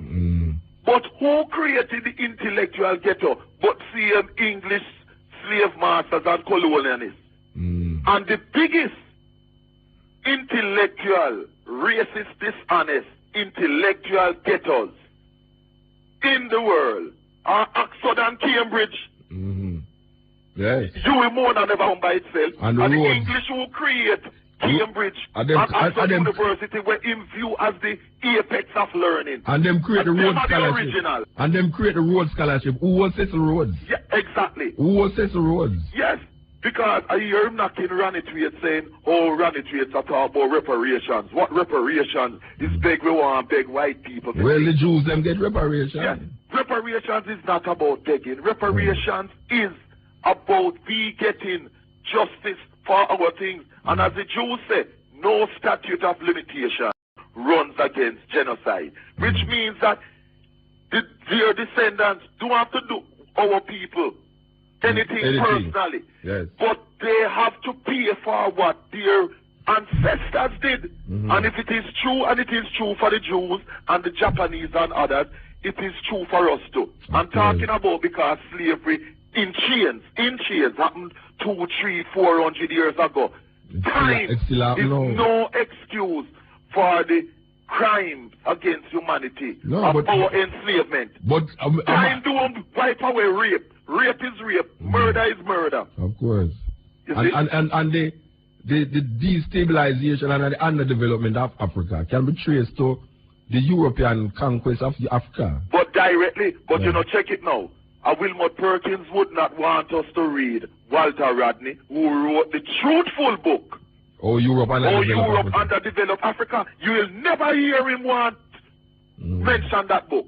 Well, maybe him don't even know who named Ivan Van Sertima. Maybe him don't even know who named John Henry Clark or Ben Buchanan. But talking even before, guess who him don't even know about? Because him, Sertima and John Henry Clark gets information about the Jamaican, the African from Jamaica, J.E. Rogers, he was from Jamaica. Of course. J.E. Rogers. Yeah, the man don't know about them, man. Yeah, you don't know about them, man. The man who was a contemporary of Marcus. You know why? You know why these things happen? Because we have never, even Marcus Garvey, in the 70s and the 60s, when I go to school, and we are talking about Marcus Garvey. Kingston Technical High School, yeah. These guys up at the university, the communists, them and man like what you are talking about, you know. Exactly. Never recognize Marcus Garvey as a political intellectual, you know. No. To them, Marx was a political intellectual. Marx was the god. Yeah, so when we talk about Marcus Garvey, with Abeng, Marx was the god. Yeah, when we talk about Marcus Garvey, as lip service. Yeah, when we talk about Marcus Garvey, you know, it come like say, well, not about his, you know, no political agenda, political. He's not an intellectual, not intelligent. But where is Marx's intellectual abilities now? Nowhere. Yes. Where is it now? And what these communist guys in the 60s at Mona never used to tell people is that Marx was also a racist. Of course. German Jew. He was very upset when one of his daughters had a sexual relationship with an African from Cuba. Them don't tell you that. When Paul Bogle revolted in the 1860s, 1865, if my memory serves me right, Marx was writing for the white capitalist New York something paper in the state, and he made no mention. Carlos Moore, the African from Cuba, exposes this. No mention to say that this even happened. Because to fit them view, you know, the only way that African people, whether they are capitalists, communists, or whatever, to these Europeans, the only way that African people can advance in life is through them. Yes. We can't think for ourselves as African people. We must have white godfather or godmother to guide us along the way. It's the Albert Schweitzer mentality where Marcus Garvey Jr. used to talk about in the 60s, technical, you know. The paternalistic attitude. We can't think for ourselves. We always need some white person to show us the way, to help us, to give us this and to give us that, which is the very opposite of Marcus Garvey's philosophy. So when I come here now, that's when I come here now and I say, look here, make we re-examine the Bible doctrines, make we look on it and see if it really makes sense. Exactly. And say, what are you talking about? Word of God, word of God. White guy come and show them. Make we look on it again and see if it makes sense. Man say, well, you know, it's true. And look how long, look how many tapes, and look how many things that you and others have been saying about that. After tapes. Eh? But you see, it's a self-hatred and disrespect for themselves as African people that they have, that they cannot believe when an ex-African tell them, because they don't believe in themselves. And you can't know something outside of the realms of white indoctrination. From white people doing lies in it. Yes, it's not true. It's not valid. It's a lie. Yeah. A white person have to come tell them, say, yes, man, it's good. You know, it come into every area of life, you know. Look on all the appointment of the brother, the Brown, as technical director. You know, some people are fight against it because deep down, they're not coming it open. Them don't believe an African can be qualified to be technical director of Jamaica's football team. This is a white person, yes. Yeah, well, it is a self-hatred. And we know this is a book that you have in your book chapter, the ISIS Papers, by Dr. Francis Chris Wilson. Yeah. And there's a chapter in it on black fear.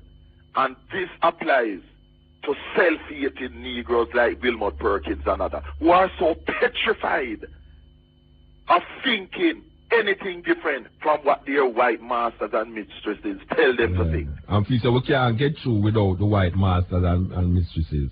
Exactly. And believe, you know, one of the lies I heard it, because I tape and listen to him, you know, one of the lies he said why slavery was beneficial, he said that African sisters who underwent female circumcision were spared that it was better for them to slavery here because they were spared certain so-called West African tribes, not nations, you know, famous tribes.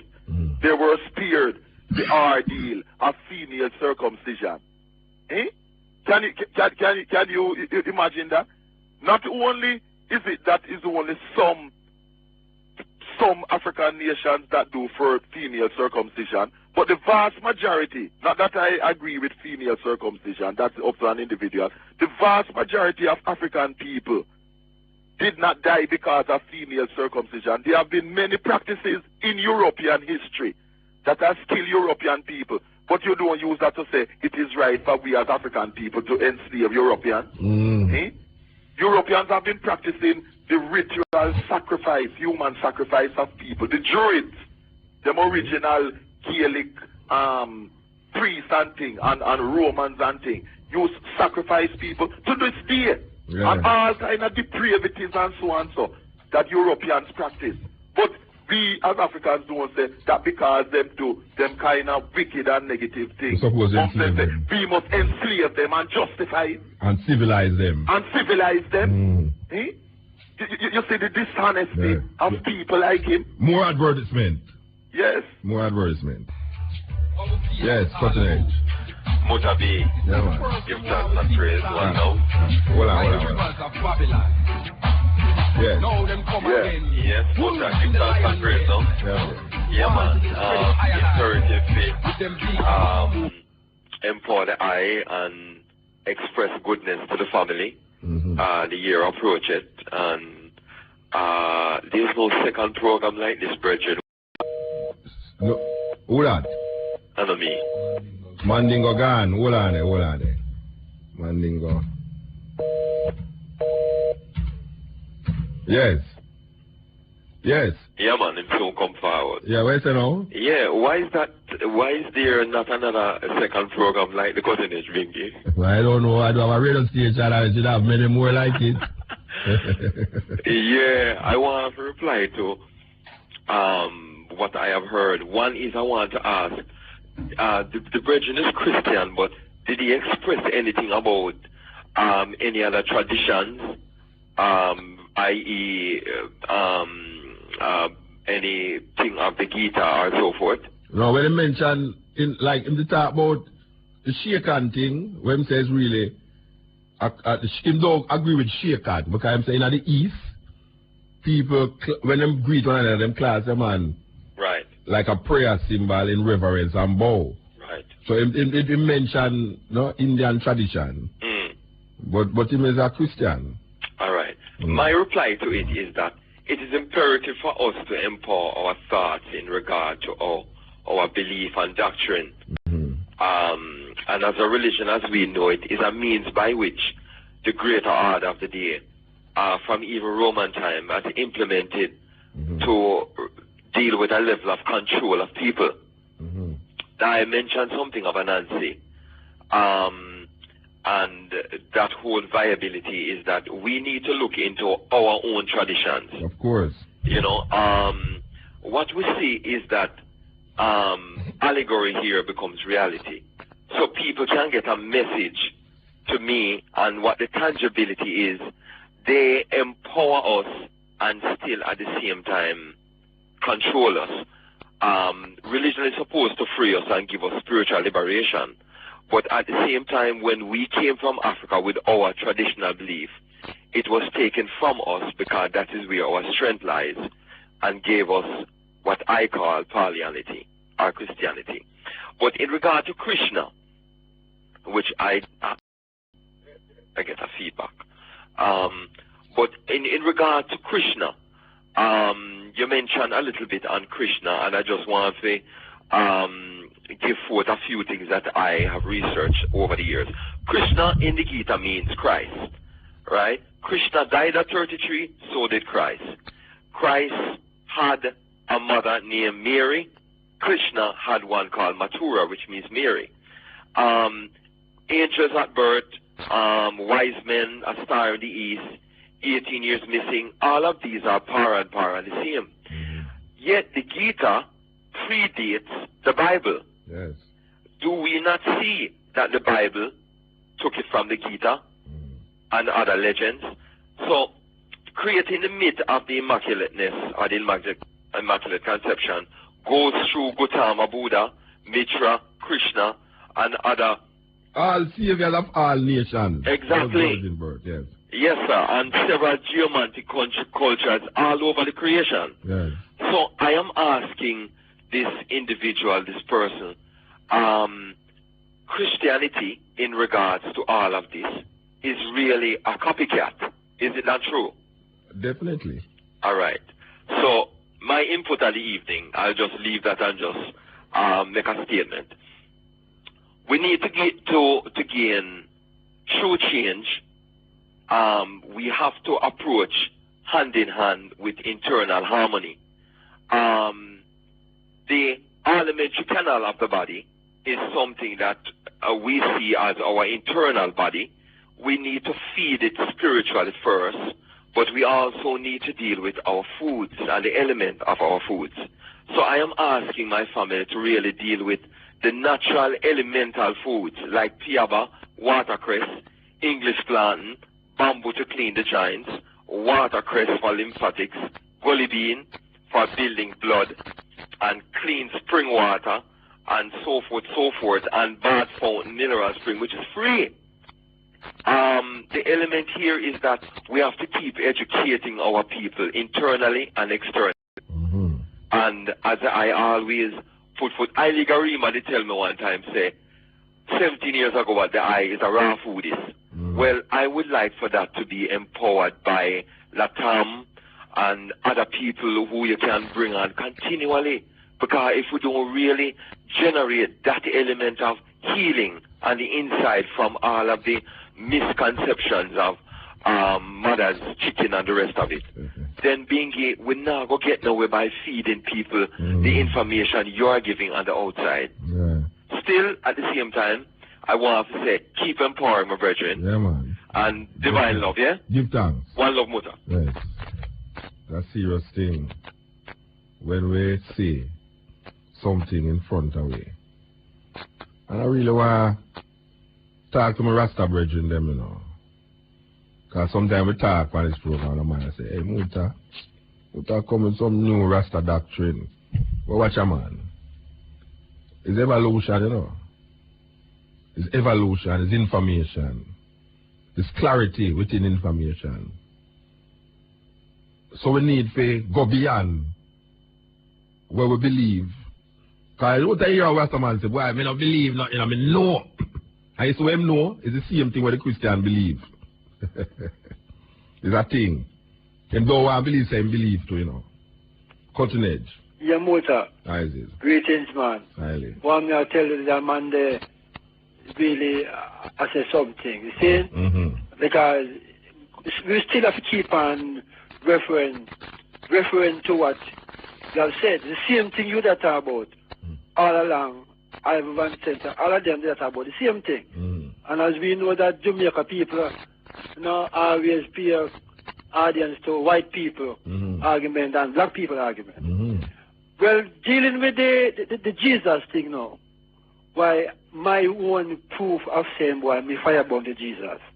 Because remember the Jesus is coming at the Hebrew system, right? Well, Jesus really coming at the Greek system, you know. Because it's going at the Hebrew system. Yes, no. What I'm really saying now, we know that Jesus is a Greek, but so the Bible really show it and or them believe it, they must say a Hebrew.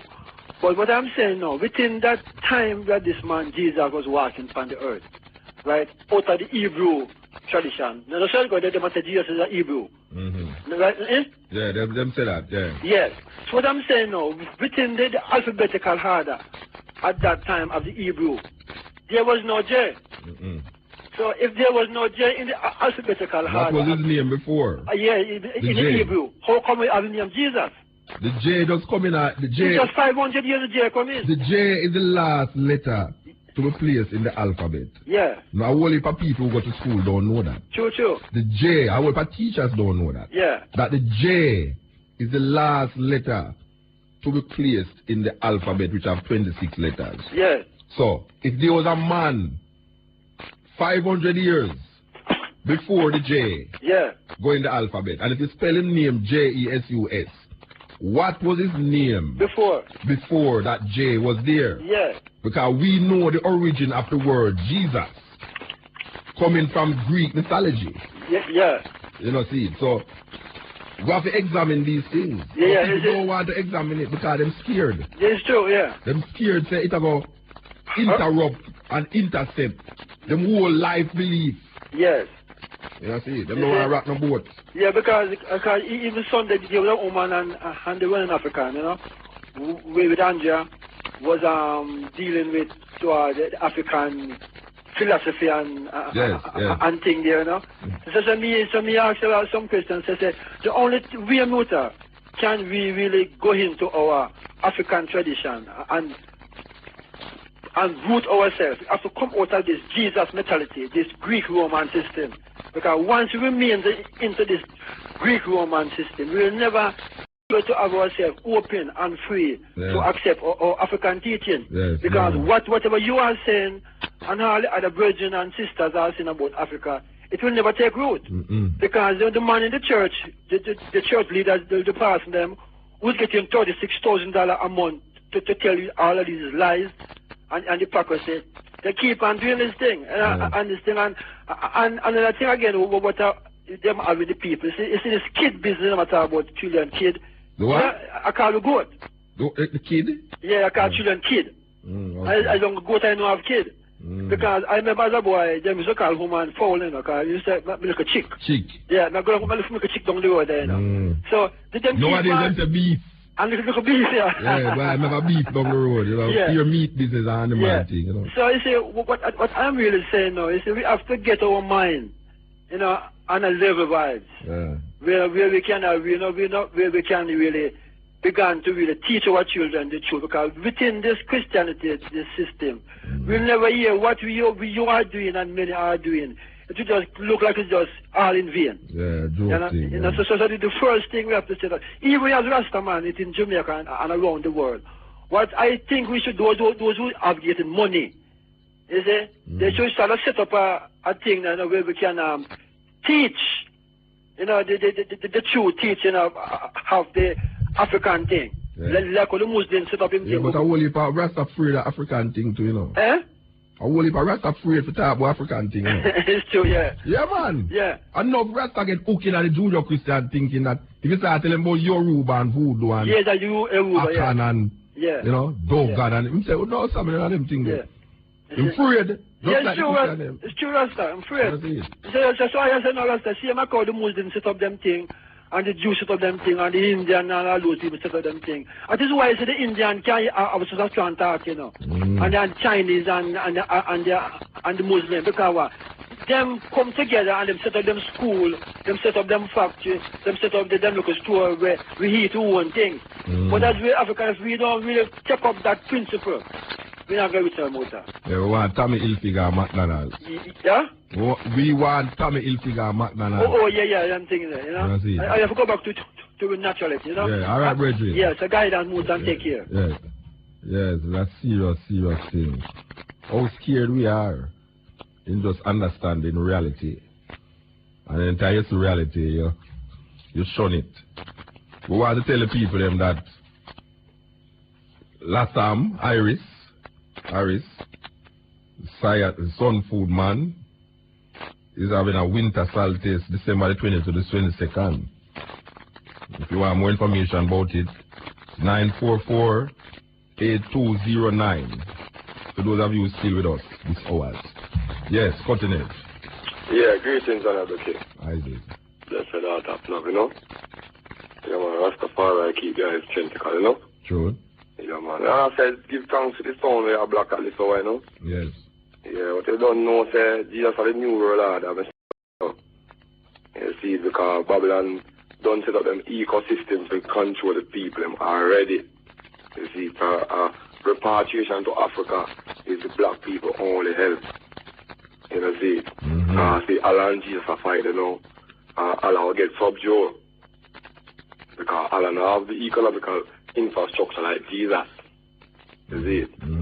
Yeah, and George Bush has spearheaded Jesus regime. Crusade. Yeah, for the Pope. You know, see, because don't say, you know, Jesus in Allah country and Allah get vexed and lock up Jesus and Jesus say, yeah, a war. You see? So right now the whole world of a subdue on Jesus and because Marcus Garvey tell the people in a long time, So if you have an ecosystem for yourself, and you bow under the white supremacy ecosystem, all the time you want to believe you still have to go about to feed regime. You know? Of course. Because he might feed you. Yes. And when you lack of food, you know you're hungry because you have something for your ecosystem upliftment, you know it? So a man go depend upon Tamil figure and Nike here and you know business but for your own development. You know, my fat and next man development. Because you can't get it easy. That's why them call it fast, you know. You see it? That's why them call it fast. You can't yes, get it fast, everything fast. Fast, yes. Fast yes. thing, yes. It's a quick business capable and even ahead of time right now. Yeah, so you don't have no need to do nothing for yourself again. They must do it for you. Is it? So you become now dependent on them for everything. Puppet and a string. Is it? So when man goes to tell the man them to self-reliance, you know, they never know, so they don't get hooked on a system, you know, on a like a handout system, because black people love handout, you know, free issue. Yeah. And like a freeness I go and see them bungle up today, you know, yeah. You know, work and set a standard for themselves. You know, see, because see, you know, the system build up, you know, that a man, you know, I work hard over the years for all a vehicle and he just get ready. The things when the redemption come and for repatriation and all of that. You see, that's why so much free give you are giving out so much lots of business and Babylon give you be a pretty person in your eyes to catch you. But you give more than member nothing about redemption and Africa upliftment. No, they get hooked into the Jesus system. Yeah, and then them start to show you like the Africa one backward place and you see it. Disease and the people them so love the forwardness and kind of them but them claim says forwardness. You see it? They don't want to go into the backwardness so they say no. So it's an illusion then get this out, you see it? Yeah. And people lesson for them own personal development because you can't do it for yourself, you know. You have to go into the white man system. You know, you have to go get in knowledge, you know, to go strengthen the industry. Because you don't have no industry for yourself. You see, so you have to go to film school, get in knowledge, and then go work in a factory, you know, and establish film business. While instead of cut film Big Ten, no one say, alright, you're doing a good job, son. Yes, you know, when you're done work, no one give him all the years of service. And say, okay, I'm tired of you, you know, I'll get a new worker. You get some pension, you know, give thanks to your services. Yeah. And that's how you get a good pension, is it? I get a pat over the shoulder. You see it? Yeah. So you find that the system, Virgin, is not in a pretty cause, in a time to come where we come now. And that job with regime now. Because when time blind, I go when the election, that get from poor people down here. Remember me tell you that because when you start winnings already, or you start game winnings already. Then you know, say you don't have no already, man, because prophecy, man. A prophecy, no man say, the devil have to run over here, you know. And you don't say, NMDK, Duncan can hand over as the biggest PMP, remember, you know. You see, they can declare against PMP, and the media work with name. The blind are call them and show PMP as the wickedest party of the world. And now you know the JLP kill the most. You see it? So the BBC come, you know, and come show what the world say PMP the Adams them and stuff for the people them. And see I got jump on it like a crusade for himself, is it? According to the polls, they will say Adams is well liked by the people. That is true. The majority of people them like Adams, so all that work out now. It's a psychological warfare between Adams and Naga, you know. Yeah, because you see, two of them get dead shit and kind of sitting. My in charge, two of them are big friends working together. And I can the people. Like Bush and Ben Laden. You get the meditation. No people know what's going on, King. You can just imagine. Yeah. If them capture Ben Laden now and him go on a court now. Yeah. The amount of things where Ben Laden are going to talk. You see that there? How much CIA help him do this and how much FBI use it. And give him power to do this. And give him gun and mission to do that. I tell you. Yeah, just like all the popes and Castro Cremona for contact capitalists to divide the people and confuse their meditation. Because it's all about divide and rule. You know? It's all about you can't have the set of people on one side and the government on one side. There's a rebellion. It's all about split them in a two and confuse them. But then can't rise against it. You see? Give thanks, Bridget. Yeah, so you don't see it. Yeah. It's a judgment setting up on black people because they go take up the wrong, you know, doctrine, the wrong governmental orders. Yes. You know, the wrong religion. Life. Wrong religion. Wrong religion, is it? Yeah. So you find, say, it's a backfire upon the whole of them right now because if they used to left school, they don't can't get no work because no infrastructure not set. The white man don't system have to suffer a certain amount of people because you know, have to kill out a certain amount to rule the masses. Because, you know, Africa might kill out people with AIDS and all kind of certain kind of control Africa to you. The politician will get you, the churchman will get you. The churchman will get you. You see it. And if the politician and the church don't get you, then corruption will hold you. You see it. So either fast food or some fast sex or some, you know, see it. All kind of corruption, you know. AIDS, you see it. Help you. Aid you. Aid you. You see it. So you find, say, you know, we don't know, say, Jesus again, as I say, the new Lord, and Bush I tell about, you think, you really hear them talk about God bless America, you know. And one knows God them a talk about, you know. You see, we are just bomb on people over there, so they know, and after for the masses, there's like sanction from people there, so you see it. Yeah, God bless America, man. You see it, so I see them mad for that, you know. Come down, sister, from the man, then go, from all go kidnap for 8 Jesus, you know, before the bombing go on the world tower there, you know. You know, see, they find that Jesus 6. But you know what they say, 2 months ago it was 5,000 people dead in that. 2 months after 3,000. Yeah, this is it. Yeah, because, like them I tell, man. Very important, you know, to find out what is happening. Anyway, we have to move, brethren. No, give thanks to the blessings. Still, I want black people just wise up and, you know, see it rise up because Ethiopia or Africa awaits its creators, you see it? Yeah, how is it? Yeah, man, one perfect love, you know? Yeah. Yes, Mota, the evil forces not try to cut the communication before we conclude. Man dingo, man. No, you did up on the line still, you know. We'll put you and the brethren together. Okay. But love the point where I touch about a lot of Rasta afraid to step outside of the same Judo Christian thinking. Yeah. Because it is so true, because if you mention anything like about the Yoruba, as I say, they are clan. And voodoo. Yeah. Voodoo, I mean, you even hear them make some record about voodoo this, and they don't know say voodoo is coming from the Fan language from West Africa, which are our same people, which is a word for the creator, from the Fan language, F-O-N. But our people have been so whitewashed that evil, some of them who are supposed to be conscious because of that. So nothing is... Them don't even know, say, the first man to lead the Haitian Revolution was Bookman, who was an African from Jamaica, and him was a voodoo high priest. Yeah, that is how him win it. And that is how him win it. So... But you see, you know, and that's me I say no, you see, Rasta bridging them now, them under the influence. Them under the influence, you know, but there's something about reading the Bible that tell you, say, if the Bible not tell you that, you know, but there's something that when you read the Bible to know hardcore level, it's like you don't want to come outside to search nothing else. Yes. So you have some Rasta now, him so into the Bible that if you show him a next book, not interested. He's not interested in it.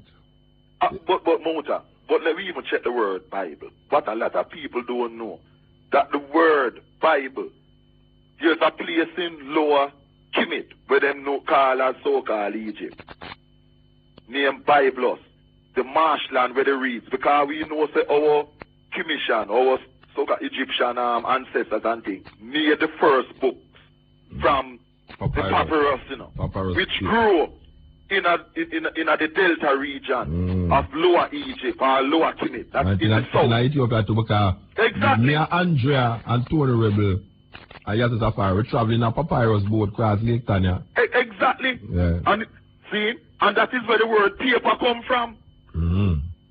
So when we hear some guys that talk about like Moti and others that talk about things, and we invent paper, the word paper come from papyrus. As we grew it first and as we made the first paper. The word where Bible book come from is from Byblos, a place in a Lower Kemet. So book and paper is I and I, the African, who originate that. Yeah, and the Bible is just a compilation of not many books. It's not one book. Because they was written in different periods of history. But not only that. You know, it's not just one man sit down through no inspiration, or several men sit down and sit down. It's politics. Exactly. And make up different versions, many versions. People's story. And when all you read from the 101 contradictions and things, them want to kill you. Yeah. You see? But hear the joke now. Realize, in the world in which we live today, all of them guys who make up them different version of the Bible could have and should have been sued for plagiarism because thief other people's story. Culture. It's thief other people's so we never story. copyright nothing now with that. Yeah, exactly. So, and apparently the copyright thing, them gone to prison, you know. A thief people's story, you know. It's a crime. Of course. See? But you don't know, say, tomorrow, even right now, or tomorrow when some of them here when no thing. Say, what a thing, Bhutan man thing go talk about, say, the man, the thief people's story. No, the unwillingness to accept the truth. Well, like, you know, when I started the program, we were talking about Moses. Yes. Moses, according to the Bible, Moses, according to the Bible, spent 40 years in a Pharaoh palace. That means that everything when Moses knew for 40 years was taught by Pharaoh and his friend them and the universities were there. In other words, we Africans teach Moses. And then when Moses come out at the palace and go in at the wilderness, he meet the next man and married to an Ethiopian, you know. Another African again. And spend 40 years again. So at 80 years old, you know, him still learn from Ethiopian. And I learn from Egyptian. He must learn from the African race. Yeah, all the way. There's nothing that Moses introduced to the Israelites that never existed in Egypt and Ethiopia. Nothing. It's be the African teach Moses. Even the 10 Commandments. He teach it from 42. Came out of Egypt. And a whole lot of people don't want to know that, you know, because they don't want to know about Osiris. They don't want to know about Horus. Yes. They don't want to know about Seth. You don't want to know about Mahat. You don't want to know about the Hank. You don't want to know about Amun-Ra. You don't want to know about all of these things because these things is Egyptian mythology. But you hear what to them now? The Hank, you know, is a devil symbol. But the cross not a devil symbol. Yeah, the cross is a symbol of suffering and shame, and I must wear it around my neck. No way. I now represent symbol of suffering and shame. And the Hank, which is the life. Key of life. Yes. Life. Devil symbol. Don't do that. Eh? Well, I full up it. I have one over my shop. but me see it, and when I say it is a good thing that a bookshop like the I exists in Jamaica. Because to get books like the ISIS papers, The Destruction of Black Civilization by Chancellor Williams, Race First by Tony Martin, The Philosophy and Opinion, Civilization or Barbarism by Cheek and Tadia. We sure say the Europeans, them uncivilized. Well, you know what? The African origin of civilization. If it was for some people like Moti and others, you know, them books they burn and do exist, you know. Yeah, but wait, no?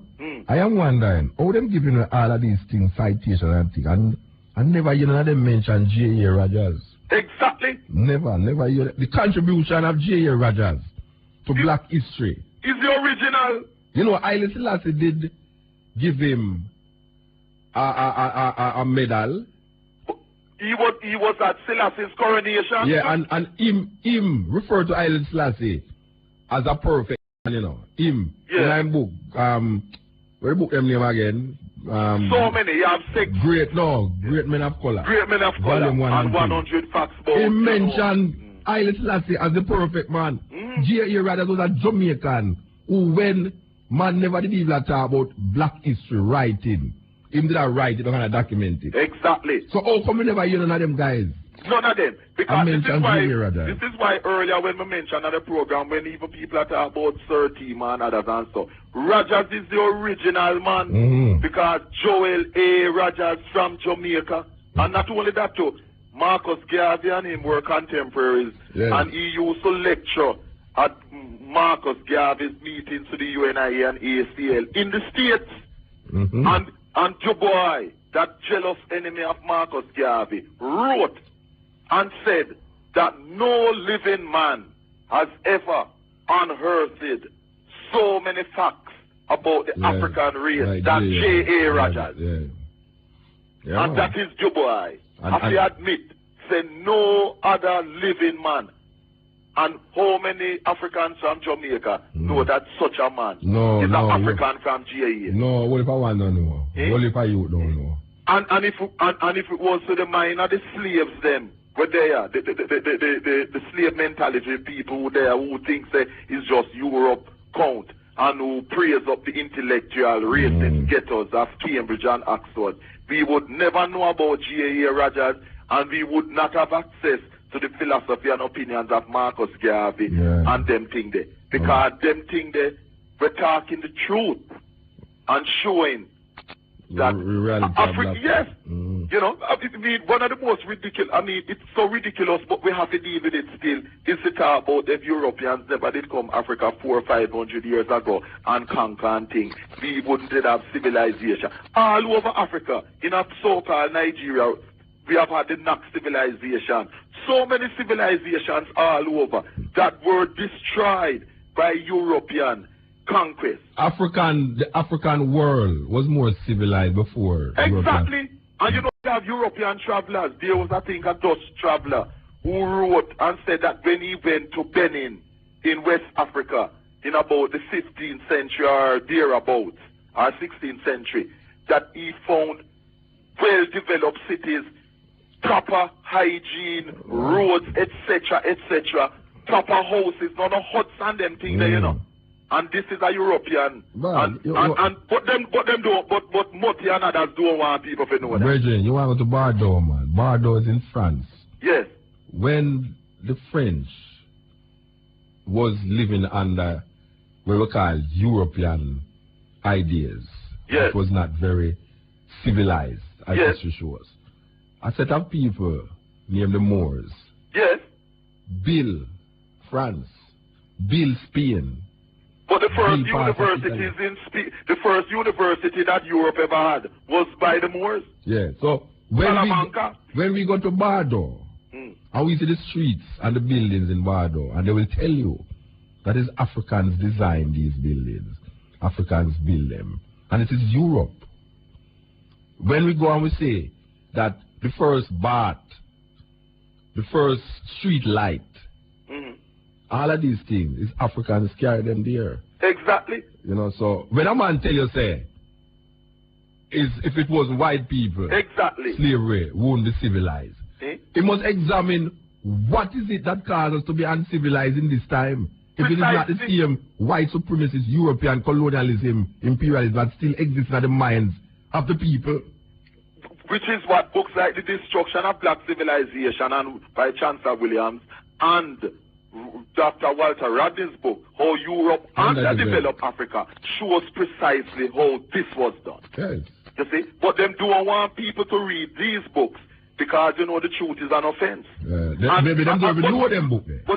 But talking about hygiene, Queen Victoria of the British Empire boasted that she had 2 or 3 baths for the year, you know.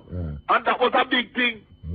The Europe where them are talking about in the 15th and 16th century was a place where when them lived in a London and places like that, when them perform them nightly functions, you know, urine, etc. and stuff, them used to get rid of it by showing it from people who walk in the street below. That's why they will have a plague. That's why they have all kind of plague. They will have a black plague kill off 70% of European population. Was wiped out.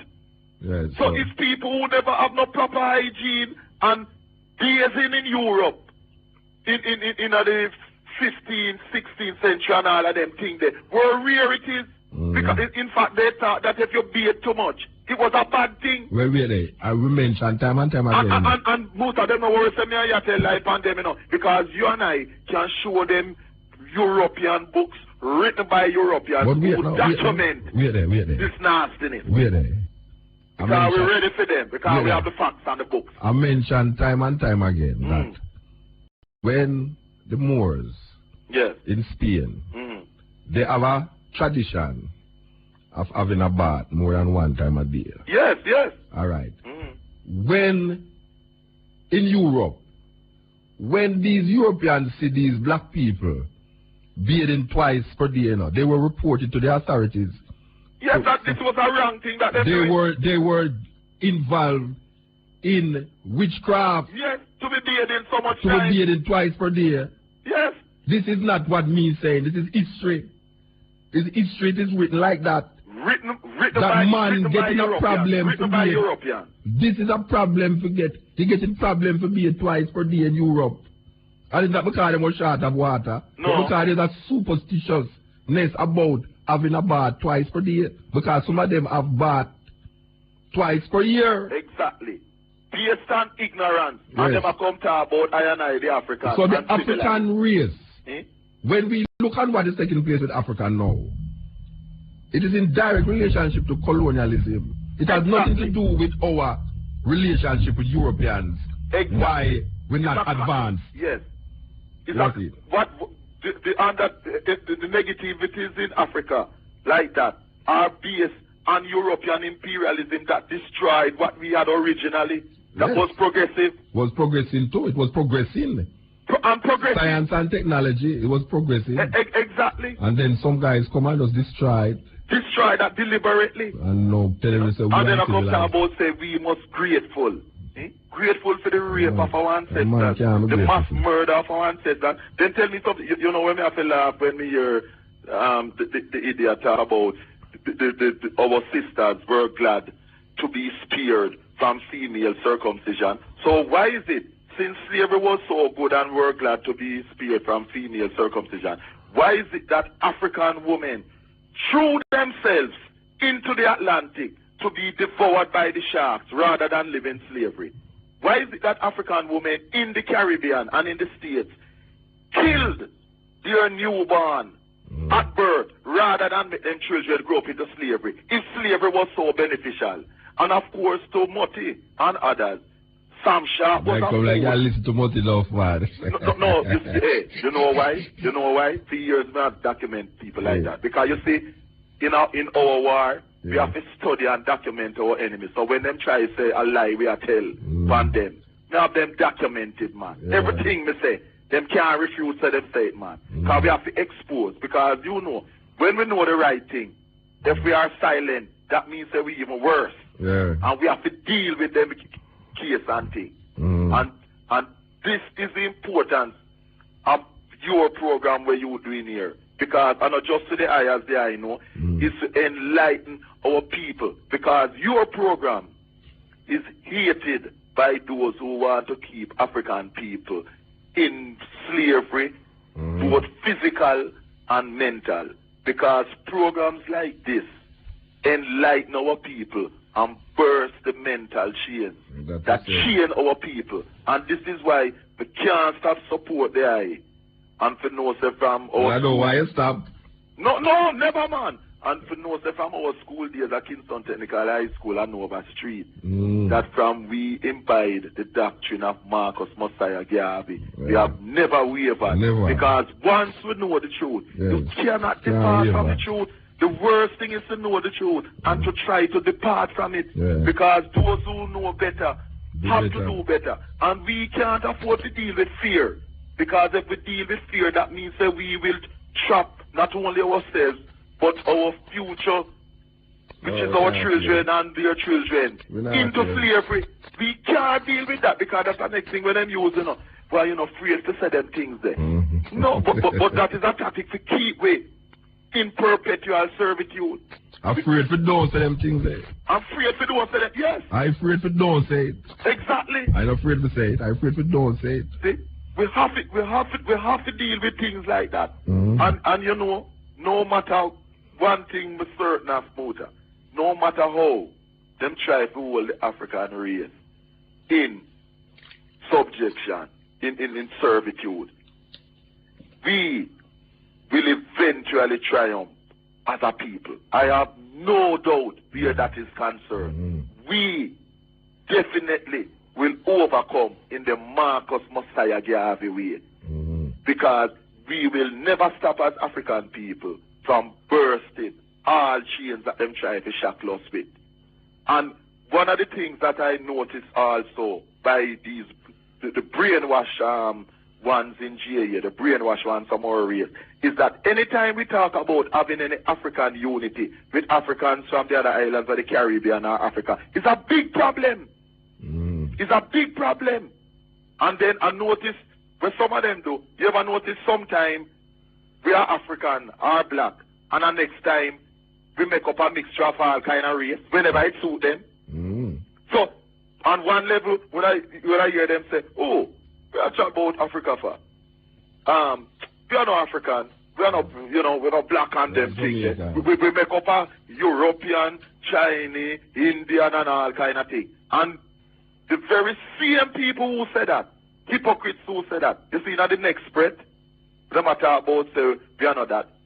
Boy, I will tell you, black people not good, not no black not good, you see them nigger them. It's the same people, Yeah. So, them want to have them cake and eat it. So, how can it be that one moment we are African and we're black and we're not good, and the next moment we're not African, but we make up all different races, the so-called out of many one people? Where think them get you see the concept? Where think them get out of many one from? The people from the States, man. The Latin matter where the States them talk. America, them get it from them teach that. I will if Jamaican people don't know, say. Them don't know that. The out of many one is the same matter in America. Exactly. It's them teeth it from America. Them teeth it. So you don't mind chop all the melody? America could have sued them. Of course. For teeth in them matter. Yeah, of course. See? You tell some teachers don't even know that. Them don't know that. Some teachers don't even know that. Like MacArthur Woods, who originated Black History Month, said miseducation of the Negro. Yeah, them in need of teaching themselves. If you go to some school and say, look here, you see the motto of Jamaica out of many one, it is an American motto that was stolen by our so-called founding fathers from those people in America. Exactly. It has nothing to do with the Jamaican reality. Nothing at all. It was just taken from America and transported and transplanted in Jamaica out of many one. Yeah. But here the con. The reason why them thief it from America, they use it yesterday, is because the so-called people who were in charge of our so-called independence were very anti-African, and them wanted to con the majority. You know the population of Jamaica. Majority of the population of Jamaica is African. They wanted to take the African people's mind of Jamaica off of the fact that we as a people must control our resources, etc. and so, and try to fool us with some so-called out of many one thing. See? Check on our mind of Africa. No African. Yeah. But that is the con. See? But there is no way that can be, because anyone who comes to Jamaica from abroad, from them come Jamaica and look around for the population, you see that you are in an African country. And we say that without apology. All you have to do is look. We know if you go Ghana, Nigeria, and Jamaica, for example, if the people don't talk, you don't know where you're there because it's just the accents different, Yeah. Well, when I prove I don't go to Europe. Exactly. We'll go to Europe. The only time people know so we come from Jamaica. It's when you talk. It's when we start to cause bad one. You don't know whether about Trinidad, no, sir. Yeah, Trinidad, African. Nigeria thing. No matter where you come from. No matter where you come from, Europe, you're African. You know you're African. So this is why when some of them radio people, they try to brainwash people at talk about we are not African. Who them a fool? And you know when would I like to be the one them who them look black, the roast breadfruit them. But I talk about say, we have mixtures of all kind of thing. Me personally would have delivered them free of charge to a Ku Klux mob meeting in the States or a National Front meeting in England, and then we know say if them is mixture of what? No man, no, would I say, don't worry man, oh you're not African, you're not black, you're a mixture, you're a mixture of European, Chinese, and nothing for do, you're a mixture out of many one. Okay. You can see what mixture you make out of. And me and you just left them at a Ku Klux meeting in the States. I left them at a National Front meeting. Or the front meeting in France with the boy, the Le Pen. And then we'll know what mixture of race them come from. Let me tell you something. Trying to fool themselves and other people. Them no African. Them have an advertisement on the TV right now because of the World Trade Center thing. Where you hear some people come and say, I am an American. And they say, I am an American. American was a white guy. American. No, we don't say. We don't say. No, listen. We are saying that they might try to be patriotic, by saying all these different people is American. So it's the out of many one thing them are manifest, you know. Because now them are showing say the Chinese man who in America, did this in America. But you're the black man now in America. The black man in America call himself an African American. Yes. That means you know, you might tell you, him is an American, you know. Him say him is just an African American. Yes. Instead of him say him is an African in America, you know. Which is what him supposed to be. Yeah, him say him is an African American. That means say him become less of the thing that him purport to be, you know. Because if a man say him is an African American, you know, the most important thing in that thing is the American. Yes, of course. You know see? If you say he's a Chinese American, the most important thing is that he's American. Exactly. You know see it? So him become now something other than himself. He become a hyphenated. Yeah, he become almost like the subject rather than the object. Then him no subject, then him no hyphenate himself. I cut himself into it. Yeah. You can't be an African American. You have to be an African in America. Yeah. Like how we are African Language in funny, Jamaica. Language funny because the man who bring up that now, you see, he might try to show you himself as being an American, you know. Exactly. But he wants to distinguish himself from the white man in America. Exactly. Exactly. It's better if him say he is an American African. Yeah, that me I say. The subject and the object. Yeah, him is an African born in America. Yes. But him say him is an African American now. Sure, you say the American is the most important part. Yeah, it's the most important part of the thing, you know. Precisely. And Muta, as we know, we are simply Africans. Definitely. Because nationality have nothing to do with this. Wherever we are, no matter where we're born on the planet, but our race can't change. When the so-called Native American decides a film country, and he want back him land. Yeah, which is film country. And he want back him land. Where this African American going to do? Yes. Because the Buffaloes will let them side with the white man who will oppress them and kill the Native American. Over them own land. Yes. Over them own land. So how that go? You know where that remind me of? The West India Regiment Arnia, where did go Africa and used by the British to murder Africans in West Africa for British imperialism. The West India Regiment. Africans who go as members of the West India Regiment and fight wars in West Africa on behalf of the British races against them own people. That can't work. And the other day you play a tape there, and don't stop playing the tape there about the Illuminati. You see the boy Thomas Jefferson, man. May I tell you. Again, may I mention him just for the last time. All the while, he's always been mentioned as the guy who write the American Constitution. All men are created free, equal, and thing. The boy Thomas Jefferson.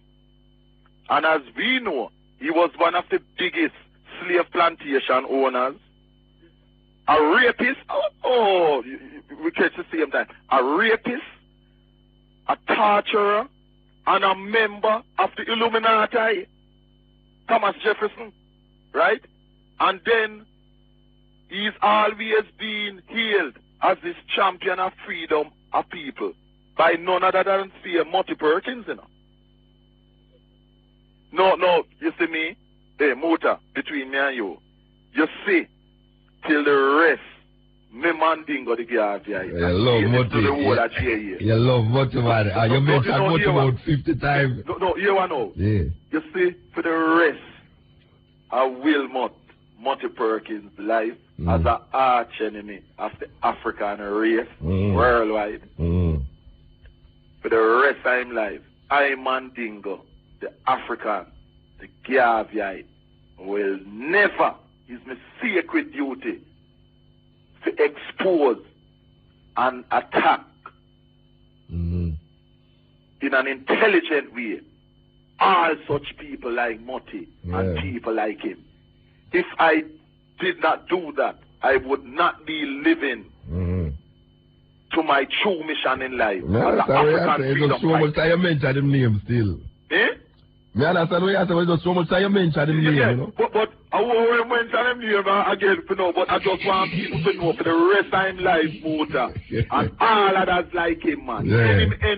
Any enemy of the African race is the enemy after I, man, dingo the gap. We have to move now. Yeah. Aye. So keep on keeping on. Yeah, man. And it is good that your bookshop is there. Yeah. And that bookshop will make other bookshops come in all of the other parishes and so on. Yeah. Because the information, the important thing is that the information is there. Yeah. And our people who don't want to be shackled in mental slavery, them do have no excuse. The books are there to liberate themselves. Because them same books say, I and I read as youths in the 60s at Kingston Technical. Yeah. And them time that when we not read it, them did back. If the government did catch we, It was like would have go ganja. to prison. It was like ganja. Exactly. Would have go to prison. So therefore, all Malcolm X autobiography yesterday, them can read it now, them not have to go to prison and them thing there. Yeah. Them have no excuse for being free from mental slavery. And you know, so from free from mental slavery is total freedom in every aspect. So one God, one aim, and one destiny. I mean, I go and listen to the program, you don't know enough. Yeah, to the man. very end. And you know, so me afford there more time. One African unity. Yeah. Every time. Aye. Every time. Continent. Hello, good night. Good night. I was just listening to the man that called in, right, who was speaking a lot about, you know, Africanness, which I really embrace totally.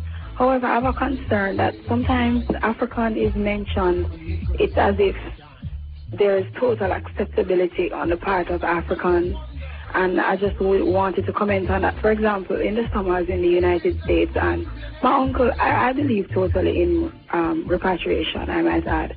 But do you think at this point that Africa is accepting to receive those of the people of the Pan-African, the African diaspora then?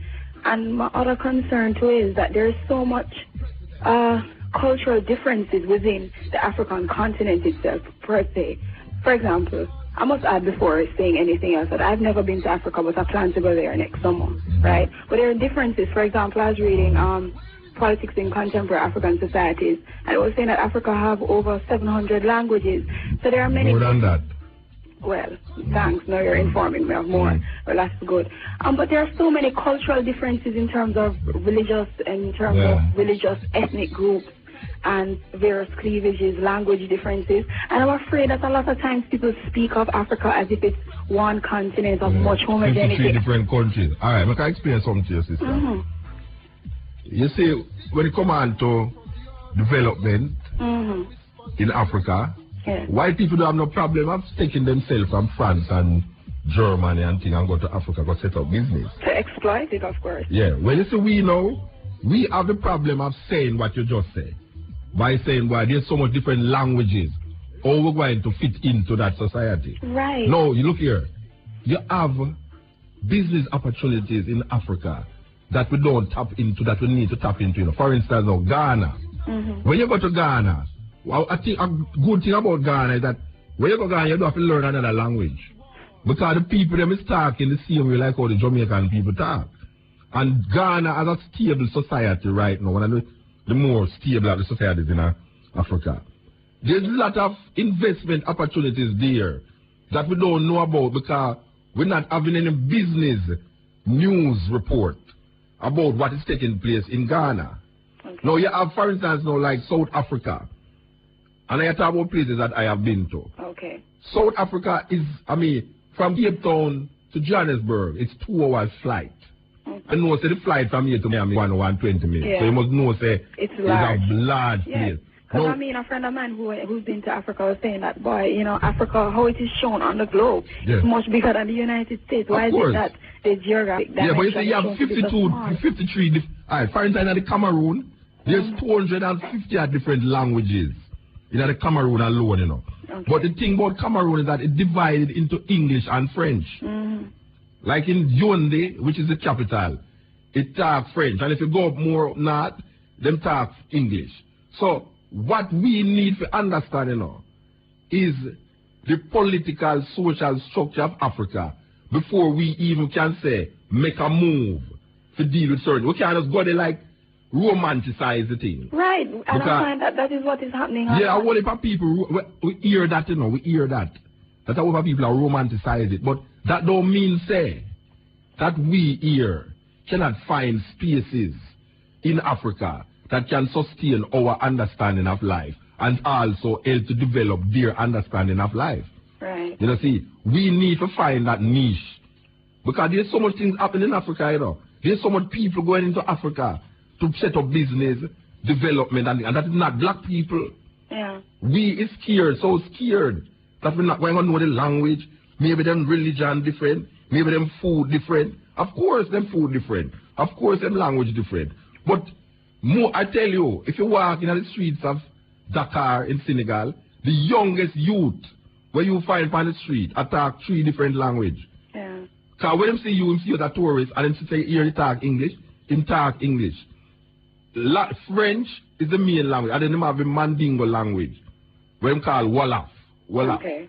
Alright, so him talking Wolof, which is the indigenous language. Him talking French, which is the colonial language of Senegal. And him talking English, which is the tourist language of Senegal. Yeah. You only talk English, go there. So when you go there, you feel say you can't fit in to certain things. But the youth on the street, I have that experience. I was surprised that most youth on the street in Senegal are 3 different languages in my talk. And now you don't feel why you can't go there go fit into it because it's mostly French. Yeah. But we're wrong if you study French.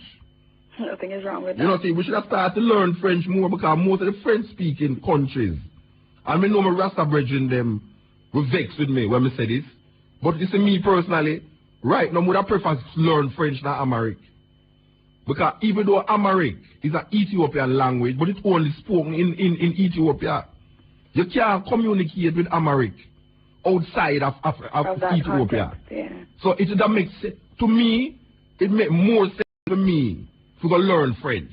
Yeah. Because most of North Africa, and most of Central Africa, and even West Africa speak French. Yeah. You know, see? So I would have to suggest that, yeah, we know, we hear about these people, we know them culture different, but then no, it's easier for we fit into that culture than go to Germany. Go try to fit into a German culture. It's a serious thing. Yeah.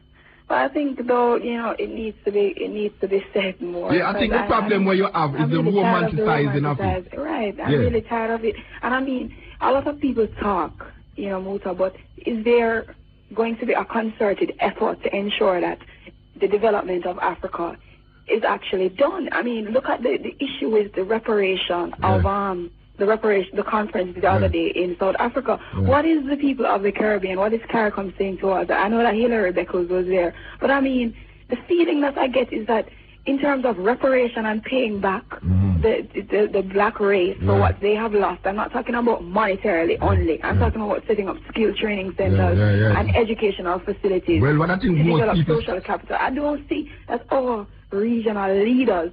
No, well, the regional leaders is Europeanized, you know. Them don't say a South-South dialogue or go on. Them say the same. That is why when things happen... But it's like neo-colonialism then, because there's no progress. That is why when something happens in America, we feel it, so, you know. Because we keep looking to America for salvation. Not just America, Europe in general. Yeah, well, America now, because America is, you know, is what you call a superpower now. Yeah. So there was a time when we look to England, because the banana boat that go to England and everything there. Now, you know, Miami and, you know, New York and things. So there's a tendency now to want to go to America. We only want to go to England if we did have a long time parents there. Yeah. But now most ones that want have an American visa than to go to Europe. You know, see. Yeah. But we have never turn our eyes to the south, which is really Africa. You see, because we get, it's either, I can tell you what the problem I have with our party. One, is either we see Africa so negative that we don't want to deal with it, or we romanticize Africa so much. So much, there needs to be a balance. We don't want to deal with it either. Right. You understand? So we need to get out a little religion. You know, drink milk only when you go to Africa. We need to get out that out of our mind. Yeah, we need to get out that and recognize that it's no accident that Haiti and Africa seem to have, or you know, fact in terms of fact, have so much AIDS cases. Yeah, the most AIDS cases in Africa. You know, South Africa right now, 33. It's a serious thing, you know. Millions of people are dead in Africa. Yeah, of AIDS. And I mean, you know, the sad thing is when you look at how the men in this country have been socialized in terms of sexual prowess that it is okay for them to go sleep with this woman and sleep with that man. It's like destroying themselves. What they use to define them, their early manhood, is what destroys them later on because they cannot take care of their children. Yes. And so their children are destroyed. Yes. I agree with you. I really appreciate the program because, I mean, it talks about conscious things, Yeah. which we really lack. But you know what, Muta, I'm really tired of being in a country where people just are drop dead like flies, so and we just have a culture, talk, and when it comes to action, nothing is done. It's just really sickening. Well, you see, something not doing about it is that more people not do it. Something really I do, but it's just that more people need to do the same thing to make the change still, The same like Africa. We might feel that nobody now go Africa go do nothing. There's enough people, enough black people that go Africa go develop certain things. But you're not hearing about it because you have to go up on the internet now to get real information. You can't depend now upon the newspapers in your country. Right. That is the beauty about internet. That the information is so wide now that you just log on and you pick up newspaper in Africa, in Europe, in Australia, all these places, You are no more confined to just the gleaner and the observer, So we need for that. Give thanks to the call still, Yeah, man. Take it easy. I did. All right. Yeah, man. Sister is very concerned and we love that concern. Yes, cutting edge coming through. Cutting edge. Yes, Muta. Yes. Oh, thanks, man. I'm there. Yeah, that thing here is really interesting finding out from that. Did I listen to the tape? Well, it's not so much a tape. No, I asked if you didn't listen to the tape. Yes, yeah. No, but that's an ask if you didn't hear the tape. I take it in, Okay. But, long time I don't hear from you, though. Well, still around. It's just that I get up early in the morning, so I can't hardly, being at his holiday, I can't. But I know why you don't call still, Yeah? Well, the last time... You know why you don't call? It's to come off of the Jesus thinking. Say a while there, you don't call. It's to go back for the Jesus thinking. You call. So you kind of ring me again. Yes, sir. So, anyway, when we really want to find out, when you say, Haile Selassie is real, exactly what you mean. Like you. Like you. Real. Like you. If you real like me know say you exist now. Yes. You're talking up on the phone. Yes. That is real. So, could I give me a little more explanation because... No, you don't know when somebody says something real. Yes. Real, it's like how you there on the phone now. A living thing then. Me know say you exist. You're real. You say to me, God is an experience. Yes. That means that God is only real to the man who experienced God. You can't tell me that God exists if I don't experience that. So in what way you experience the emperor now? No, I never tell you I experience the emperor. I experience the emperor because I know him real, like oh you there on the phone and all. Yes. It is not a matter of I experience in Haile Selassie. I'm telling you. You ask me about real. What I mean when I say Haile Selassie is real. Yeah. And I say Haile Selassie is real, just like oh you there on the phone now and I know say it's not a dopey attack to me. But it's a man. But there's a whole lot of illusion to, as far as I'm concerned, that is associated with the whole belief in Haile Selassie. Yes. You me just attack them a while ago. You never hear me just attack them a while ago. I was just tackling them a while ago. Yeah. You never hear me? I hear you. Okay. But at the same time, I'm wanting to bridging them hear you. But what I'm saying... Let me hear me, man. And if you think to them hear me, you hear me and them not hear me. It's a long time you waged a campaign against this whole idea of the Christian belief. And Rasta thinking too. Don't forget. But... Because it's not on Christian belief. I tackle also some of the beliefs of the Rasta brethren. Say for instance you succeed... You have to give me that credit, man. No, so say for instance you succeed in eliminating them. Yeah? Now, what would you replace them with? Replace what with? The belief in Christianity and a belief in Replace? Haile Selassie. Replace? No, I mean, you have to have something to believe in, Yeah, we not say no. Yes. But you believe in that thing until the point where you realize that belief and reality and substantiating reality is more evident than believing in something. That is what belief. belief is to the point where you don't know.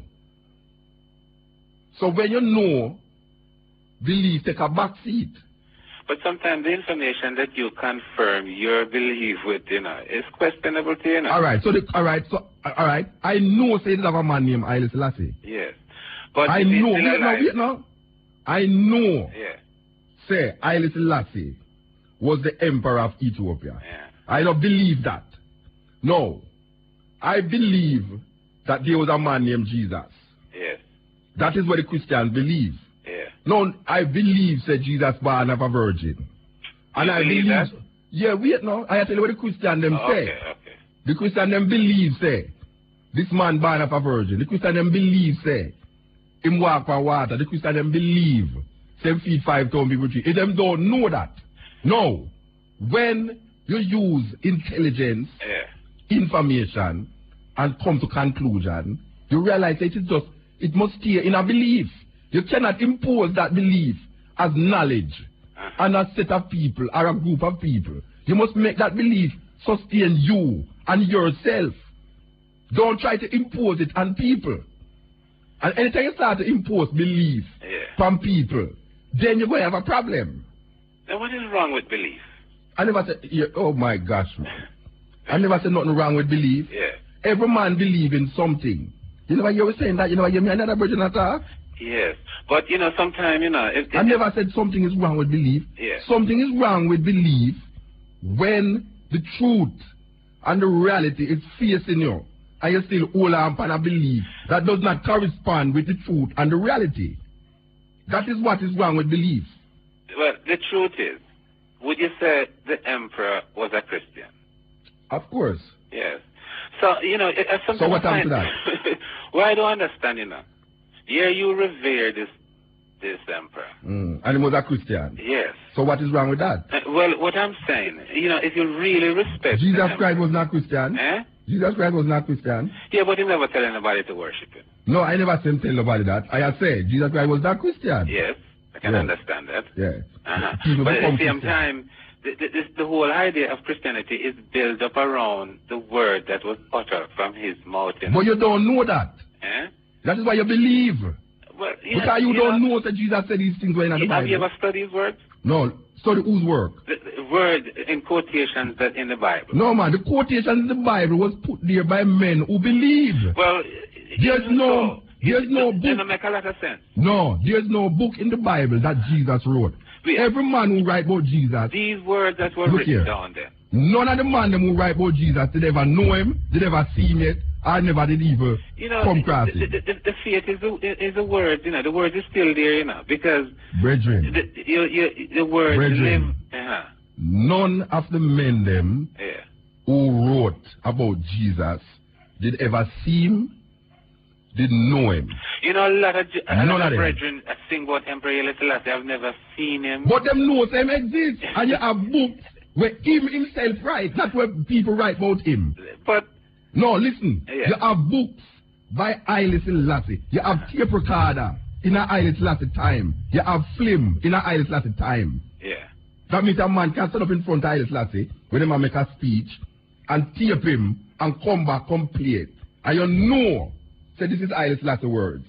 The words in the Bible that is ascribed to Jesus. Yeah. No one knows that there was a man who named Jesus said so what has Emperor Haile Selassie done to deserve this sort of reverence? He don't have to deserve nothing. It's I healing him up. Oh. You don't have to heal him, It's I heal him. I have said to you that I know Haile Selassie. I have heard, I have seen Haile Selassie with my own eyes. I have heard him speak. I know that there's a man named Haile Selassie. You don't know that there was a man named Jesus. You believe that. And the words in the Bible that is ascribed to Jesus Christ. So you don't know. Are you saying that Haile Selassie himself was misled into believing into these words? Because he was inspired a great deal by the Bible. But the Bible is inspiring. The Bible inspires a whole generation and generation. I don't have no problem with that. Yes. The Quran inspires a whole of people. The bag of Vita inspired a whole heap of people. I think your problem don't in the motor as far as Christianity is concerned. I do have no problem. What a problem? You know what my problem is? Yeah. My problem is when you have a belief and a faith, yeah, and you try to put it on me and say, this is how it goes historically. That is my problem. No, you see, the European Ethiopia was the first Christian nation, do you know?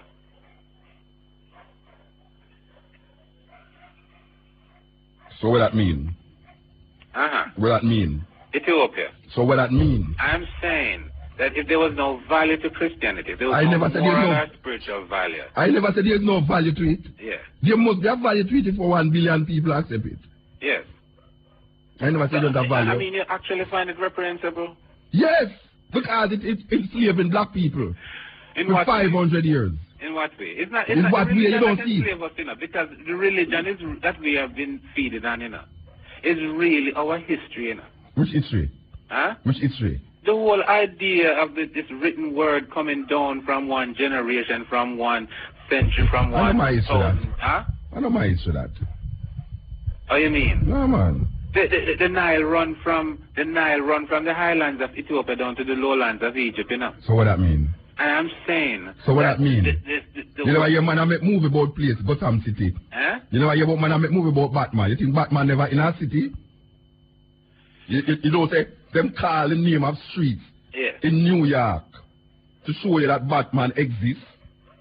Well, do you know that Superman? America will win England. No, but the same thing with the Bible. You call in places that exist. Yeah. And because people them call the place that exists, you're saying the thing must happen. That don't make no sense. This is real thing. Yeah, but Superman exists. Huh? Superman exists. No, they never see Superman fly over the Statue of Liberty. Now let's not confuse what. No, it's not. No, it's the same. It's the same thing. All you do, you think up a story and put it in a place that is real. You think up a story, you put the thing in a place that is real. The Bible. There's no Brother Nancy. But Brother Nancy is a Santi spider. There's no Brother Nancy. Oh no, man, get real. Of course, I'm getting real. I am getting real. Because you people want me to believe that a Jewish snake was talking to a woman. And you people want me to believe that a man hold up a rod. A Jewish snake. Then I must a Jewish snake, I couldn't know that snake. What? Because a Jewish story. Who is a Jew? Who is a Jew? Yeah. You tell me why. But you have a whole lot of Ethiopians who are Jew, you know. No, them become Jew. No. Them become. Yeah, people become Jew. They don't become. Yeah, but you make it seem like it's a racial thing. No, I is an Ethiopian first. I can't be an Ethiopian and not be a Jew. And what the emperor himself was a Jew, you know. Who said that? No, you ever hear the Haile Selassie mention himself as a Jew? His Emperor Haile Selassie was the conquering line of the tribe of Judah. Does it have to be a Jew? No, sir. Eh? No, sir. No? No, sir. So this whole idea of giving himself this title of the conquering line of the tribe of Judah. I know I have to give himself that title. The title is a tradition of Ethiopia. It's not Haile Selassie. But you have to be a member of the tribe of Judah to become the conquering line of the tribe of Judah. Yeah, I am saying to you. You say Haile Selassie give himself that title. Yeah. I am saying to you that Haile Selassie did not give himself that title. But that title is a tradition of Ethiopia. In a book I was reading earlier with Leonard Mosley, Haile Selassie, the conquering line of Judah. I read it too. Huh? I read it too. Yes, but I'm saying that to be a member of the emperor. tribe of Judah. You have to be from that lineage. Yes. Yeah, so what happened? So I'm saying that then he must have been a Jew then. No. Who is a Jew? Because who is a Jew? A Jew is really a person who believes in the whole Testament, you know, the whole laws of Moses and build up a whole bunch of rituals and things around it, you know. Look here.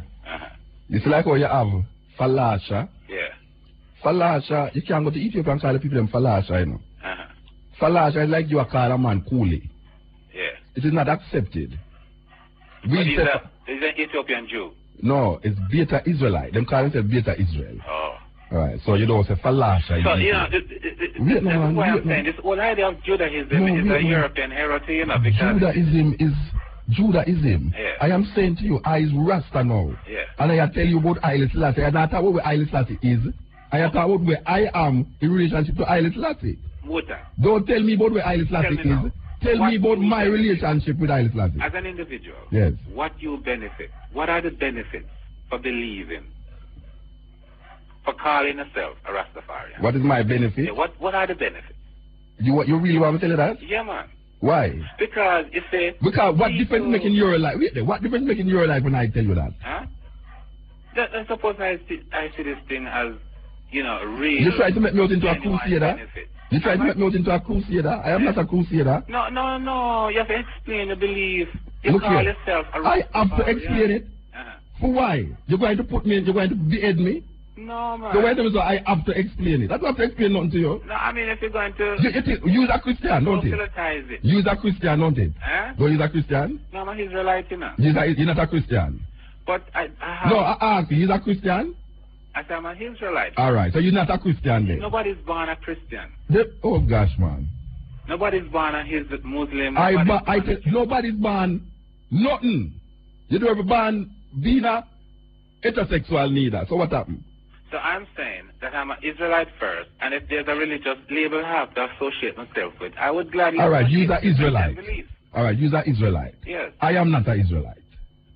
Well, you see, that's another party, not... No, I'm trying to show you, I am not trying to convert you. I am not trying to convert you to Rasta. I am not trying to convert you to Rasta. So I don't have to explain to you why I am a Rasta, because you cannot kill me for being a Rasta.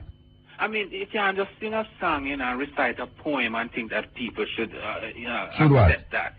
No, I never tell you. No, wait there. None of my poems, it's preaching nothing, you know. My poems is expressing what I feel about situations in the society. I'm not preaching to nobody and say, why you have to heal Jah, or it's lightning and thunder will kill you. I have never written a poem like that. Yeah. I have never written a poem saying, if a man no heal Jah, lightning will kill him. And if a man no praise Rastafari, or dead. I have never written a poem like that. All of my poems is written on the basis that this is a condition that I am seeing, and it's what I'm writing about. Yeah. I don't write to convert people. No, there must be some reasonable explanation to life, don't you think so?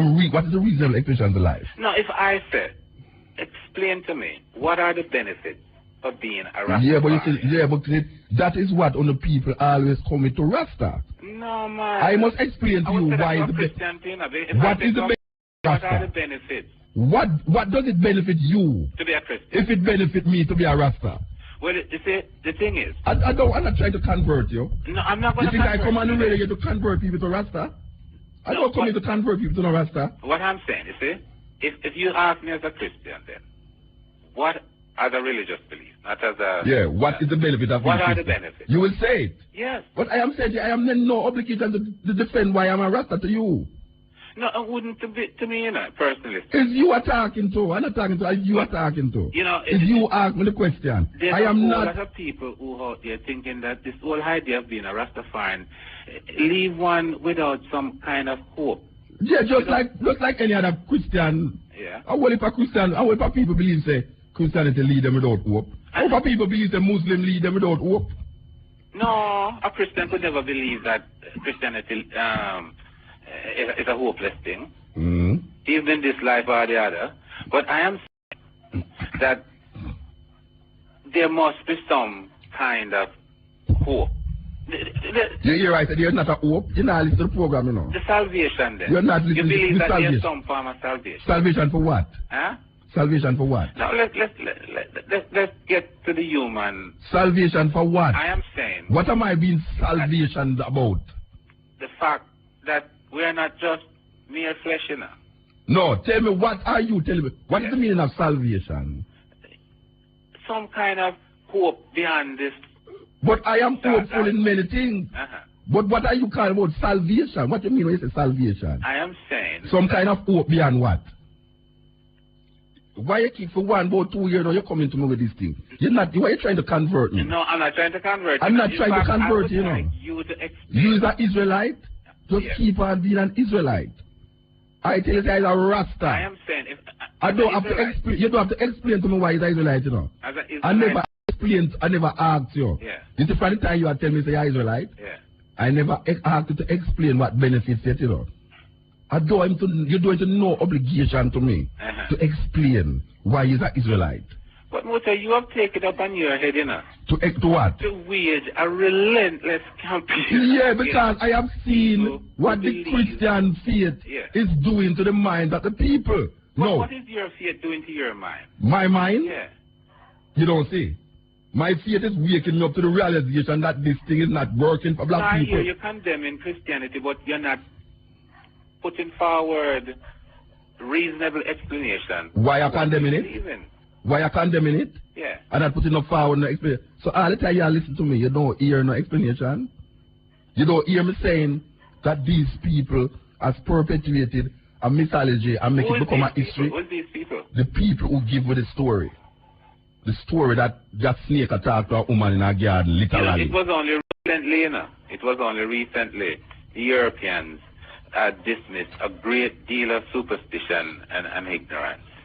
And I'm going to tell you this.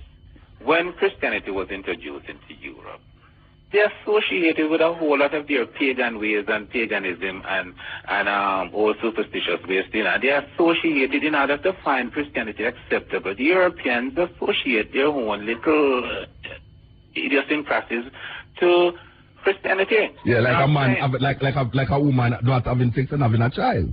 Yeah, those are myths that are associated with a particular group well, of people. what you must know, you must go and tell the Christians. Yeah. That these things are mythology. No. Christianity itself is not a mythology. No, listen to me. It is based on facts. What is the fact that a woman had never have? What is the fact that a man born? The man who spoke or died 2,000 years ago. He never come to sex. It's irrelevant. It doesn't matter how it came. It doesn't matter to me. But it not matter to you. I find much comfort but wait, no, it don't matter to you, you know. Yeah. But it matter to a million of people, because if them did ever tell the people them say Mary was a normal woman and have sex, the glorification of Jesus Christ would diminish. It would diminish. Because the basis of Christian belief is that this man came of a virgin, died on a cross and raised from the dead. That is the basis of Christian belief.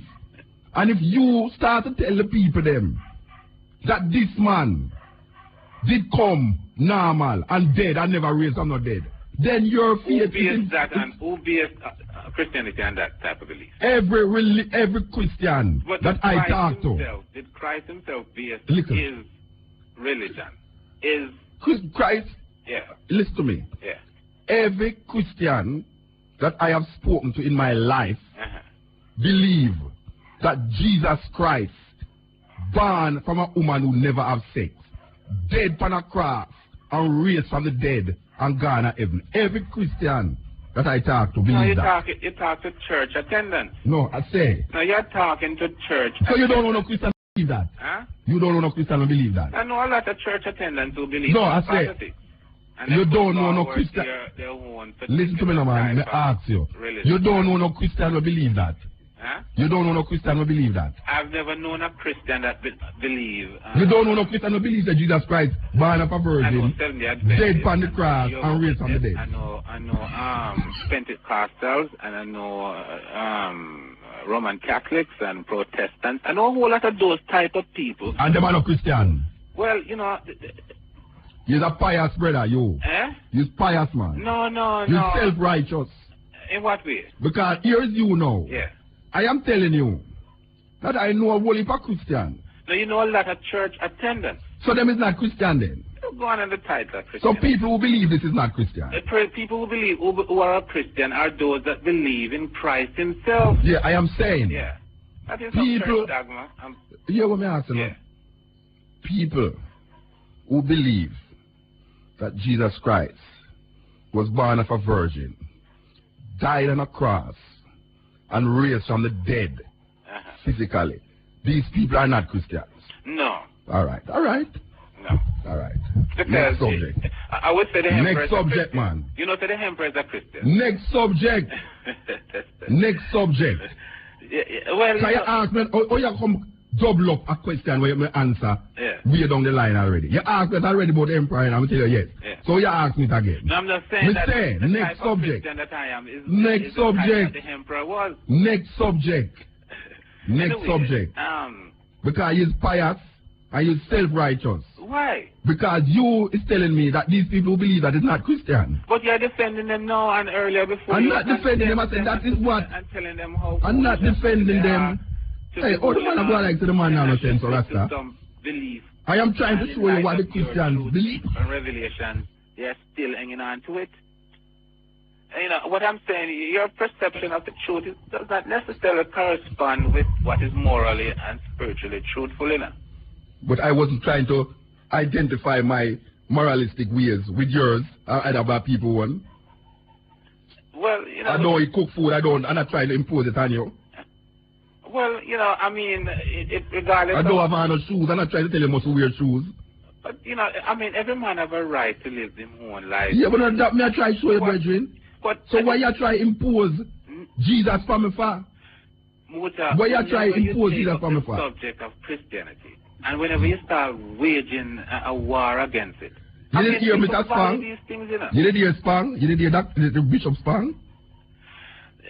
That man himself is a European. I'm talking about Jews. Yeah, I know that you asked if you didn't hear him. As if the Jews is a race unto itself. Come on. Unto themselves.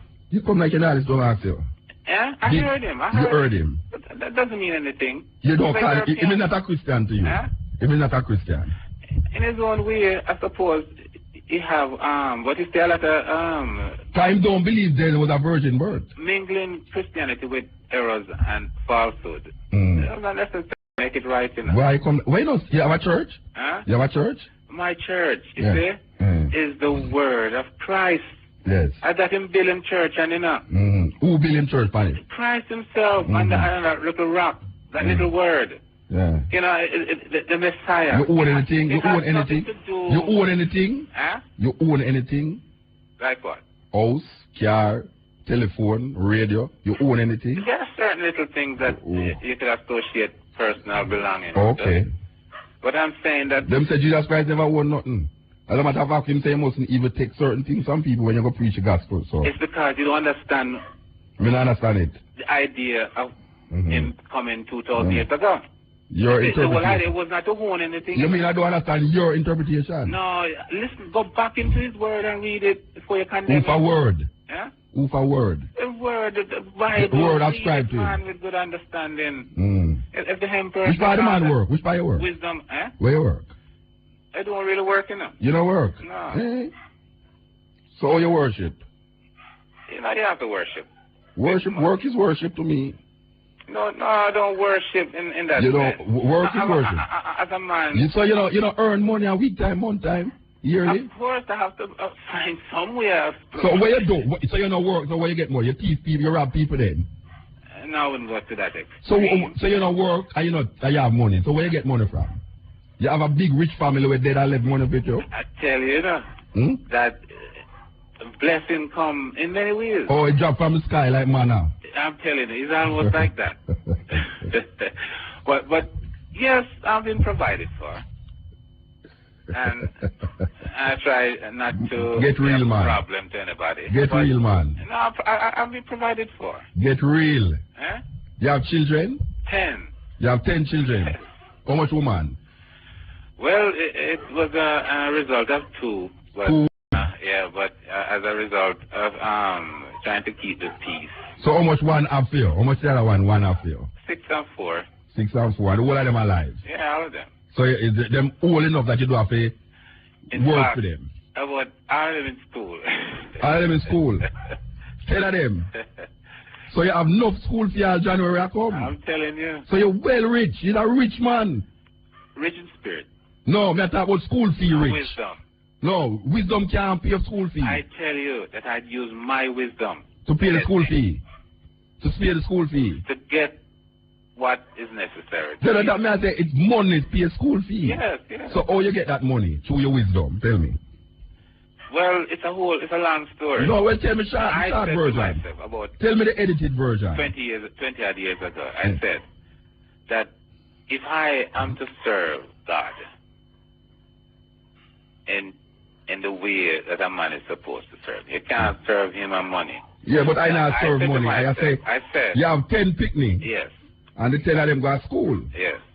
So I know say January come. It's not free business I go on at school now. Yes.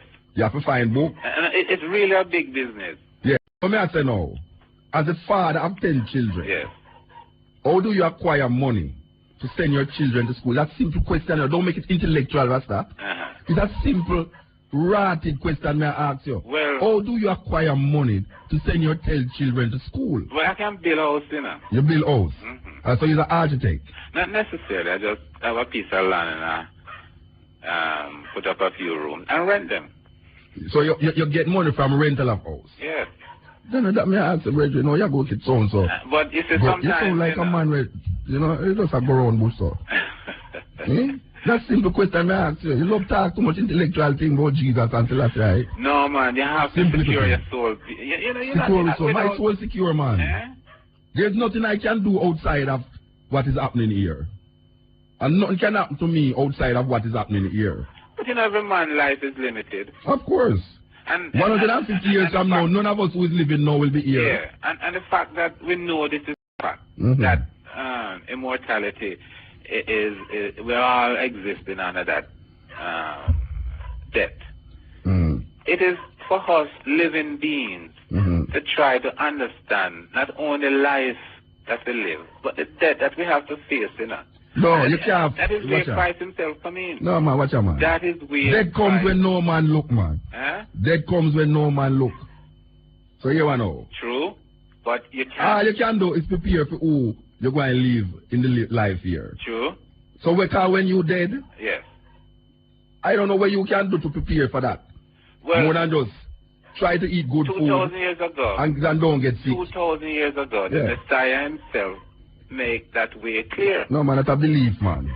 That's what I try to show you. Don't try to impose your belief on me. You hear a talking anything what I say to you, don't try to impose your belief on me.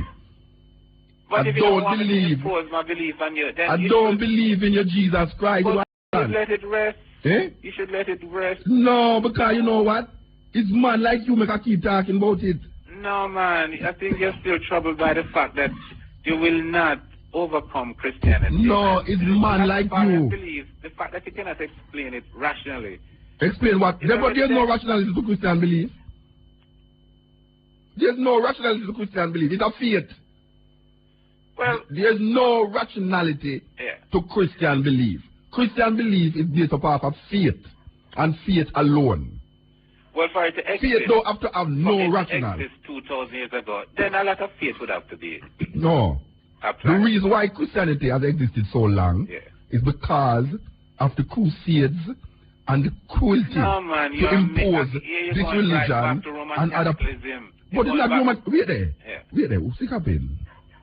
You know that most countries that adhere to Christianity it was forced on them by people outside of their country. No, if I go back into time, yes, when the disciples were going out, where them go? Them was going out where? Them was in their own country. Into the world. You know which world? Be yourself, man. Which disciples go into which world? Christianity did spread in. Where the disciples go? I mean, they started off from Jerusalem. Yeah, and go where? And they spread themselves. Some went to Ethiopia, some went to Egypt, some went to Spain. Which disciple go to Ethiopia? Huh? Which disciple go to Ethiopia? One of the disciples met which disciple go to Ethiopia? I don't know that story. Well, I know them say Philip baptized Ethiopia, and you know. And them go back to Ethiopia and spread the gospel. Yes. But which disciple you know go to Ethiopia? Well, what you see, the thing is, the Ethiopians and the people who once inhabited Jerusalem at the time of Christ were very much related, you know. Related in what way? In what way? In what way? Racially and religious belief, because the Ethiopians were long anticipating the coming Messiah, you know, long before Christ anticipated was coming. When the Ethiopians anticipate coming of Christ, is Philip baptized an Ethiopian, you know, can him go there with it? Where you talk about the coming of the Messiah had to be a vision before it become a reality. That is where you imagine. No. There's no record of what you said. Yeah. Philip baptized an Ethiopian, you know, and the Ethiopian, you know, go back to Ethiopia with it. It wouldn't mean anything to him if they weren't living into that sort No, it's colonialism. No, it's colonialism. The present form of Christianity religion, colonized the whole Western world and part of the Eastern world. The present form of religion. Christianity is perpetuated by violence. Historically, Christianity is a violent religion. No, Christianity is what the men them use to control Africa, India. I mean, have it all wrong. Show me says lie, me I tell. We should have done already, you know. Show me says lie, me I tell. No, listen, man. Tell me which country. Who is the biggest perpetrators of the Christian crusade? The Crusaders. The Roman Catholics. How did the Crusaders go about? Roman Catholics. The Crusaders killed Muslims, killed Jews. Roman Catholics. The Spanish Inquisition kill off anybody. Roman Catholics. But it's Christianity. Wait, when did Europe become Europe? Europe is a new name, you know. It's Christendom, it used the name, you know. Europe used the name Christendom. It's just that they call it Europe. Because the whole of Europe was Christian. So are you saying now Christ himself was a European then? No, Christ. Jesus Christ is a Greek Roman mythology. I have to tell you that. There is no man on earth that they name Jesus Christ. Alright. For argument. No argument, no fake. No there fake. Was an no, we don't have fake and fake. We are telling you, say, Christianity got big through murder, robbery, through crusading, killing. But Emperor Haile Selassie himself was the last of the crusader thing, you know. Which part him go crusade? In his own country. Oh, you can't crusade? Hey, don't be stupid, man. No, I'm telling you. Don't be an asshole, man. With the assistance. Don't be an asshole on the radio, man, at 25 minutes of 4. With the assistance of Rome, France. Don't be an asshole. With the assistance of Rome, France, and England, the emperor was assisted. My brethren. The emperor was assisted. My brethren. To prevent Ethiopia from becoming an Islamic kingdom. My brethren, don't be an asshole. Listen to what I say. Go back to the same book. Going back. Going back. Listen to me. Go back to that book. I'm telling you. Yes. That Christianity, the history of Christianity has shown me that most of the places in the world that has taken on to Christianity, it got there through killing, raping, pilferage, and everything that you call that Christianity is against. And here what we have to do now? Yeah. We have to leave. Because Ron Mushet stand up behind me at 25 minutes of 4. Alright, sir. And you say if you never start talking about Jesus, you can call me again, you know. You so long I don't talk about this subject. Well, you keep talking. And now I can't how you call me again. I think you're going to get converted eventually. Oh. Because no you see, man that you try to, you try to convert me. But no man challenge Zion. With Zion, me no want to go to Zion. Eh? Well, you Jerusalem belong to us, you know. And you can only be a Christ to go back there. Me no want to go to Zion. You want to go to Jerusalem? Me say, for what? Me go to Jerusalem already. You see the people who are Jerusalem now, they don't really belong there, you know. Me never see the people them there. They are just a part of that. They are just a part of that prophecy. Me never see the people them at Jerusalem belong there. Me say, me go to Jerusalem already. Yeah. Jerusalem is a geographical place in Israel. I've been there already. Yes. I'm not talking about the people them who occupy it. But Jerusalem belongs to Christ. Which Christ? The coming Messiah. Here what? Go tell the Palestinians that Blumbat. Go tell, Blumbat, I'm my bad with that. Them can't lock me up for that. Go tell the Blumbat Palestinians them that. Anyway, we're gone. Yeah, take it easy. All right. This is the custody age, RFM. We're gone, you know. What do we say? That virgin there a long time, no call me, you know. Hey, yes, if I will go back on that subject, yeah? Him call me. And if I was a man, we look, what them call it? Points, what them call it? When your program go up. Rating. Yeah. I don't talk about Jesus every night. Yes. If I talk about Jesus every night, all the people them who hate me come on them radio. Yeah, but if I come and fight, all them man don't call again. So we are going to this tune. This is the cutting edge. And RFM coming.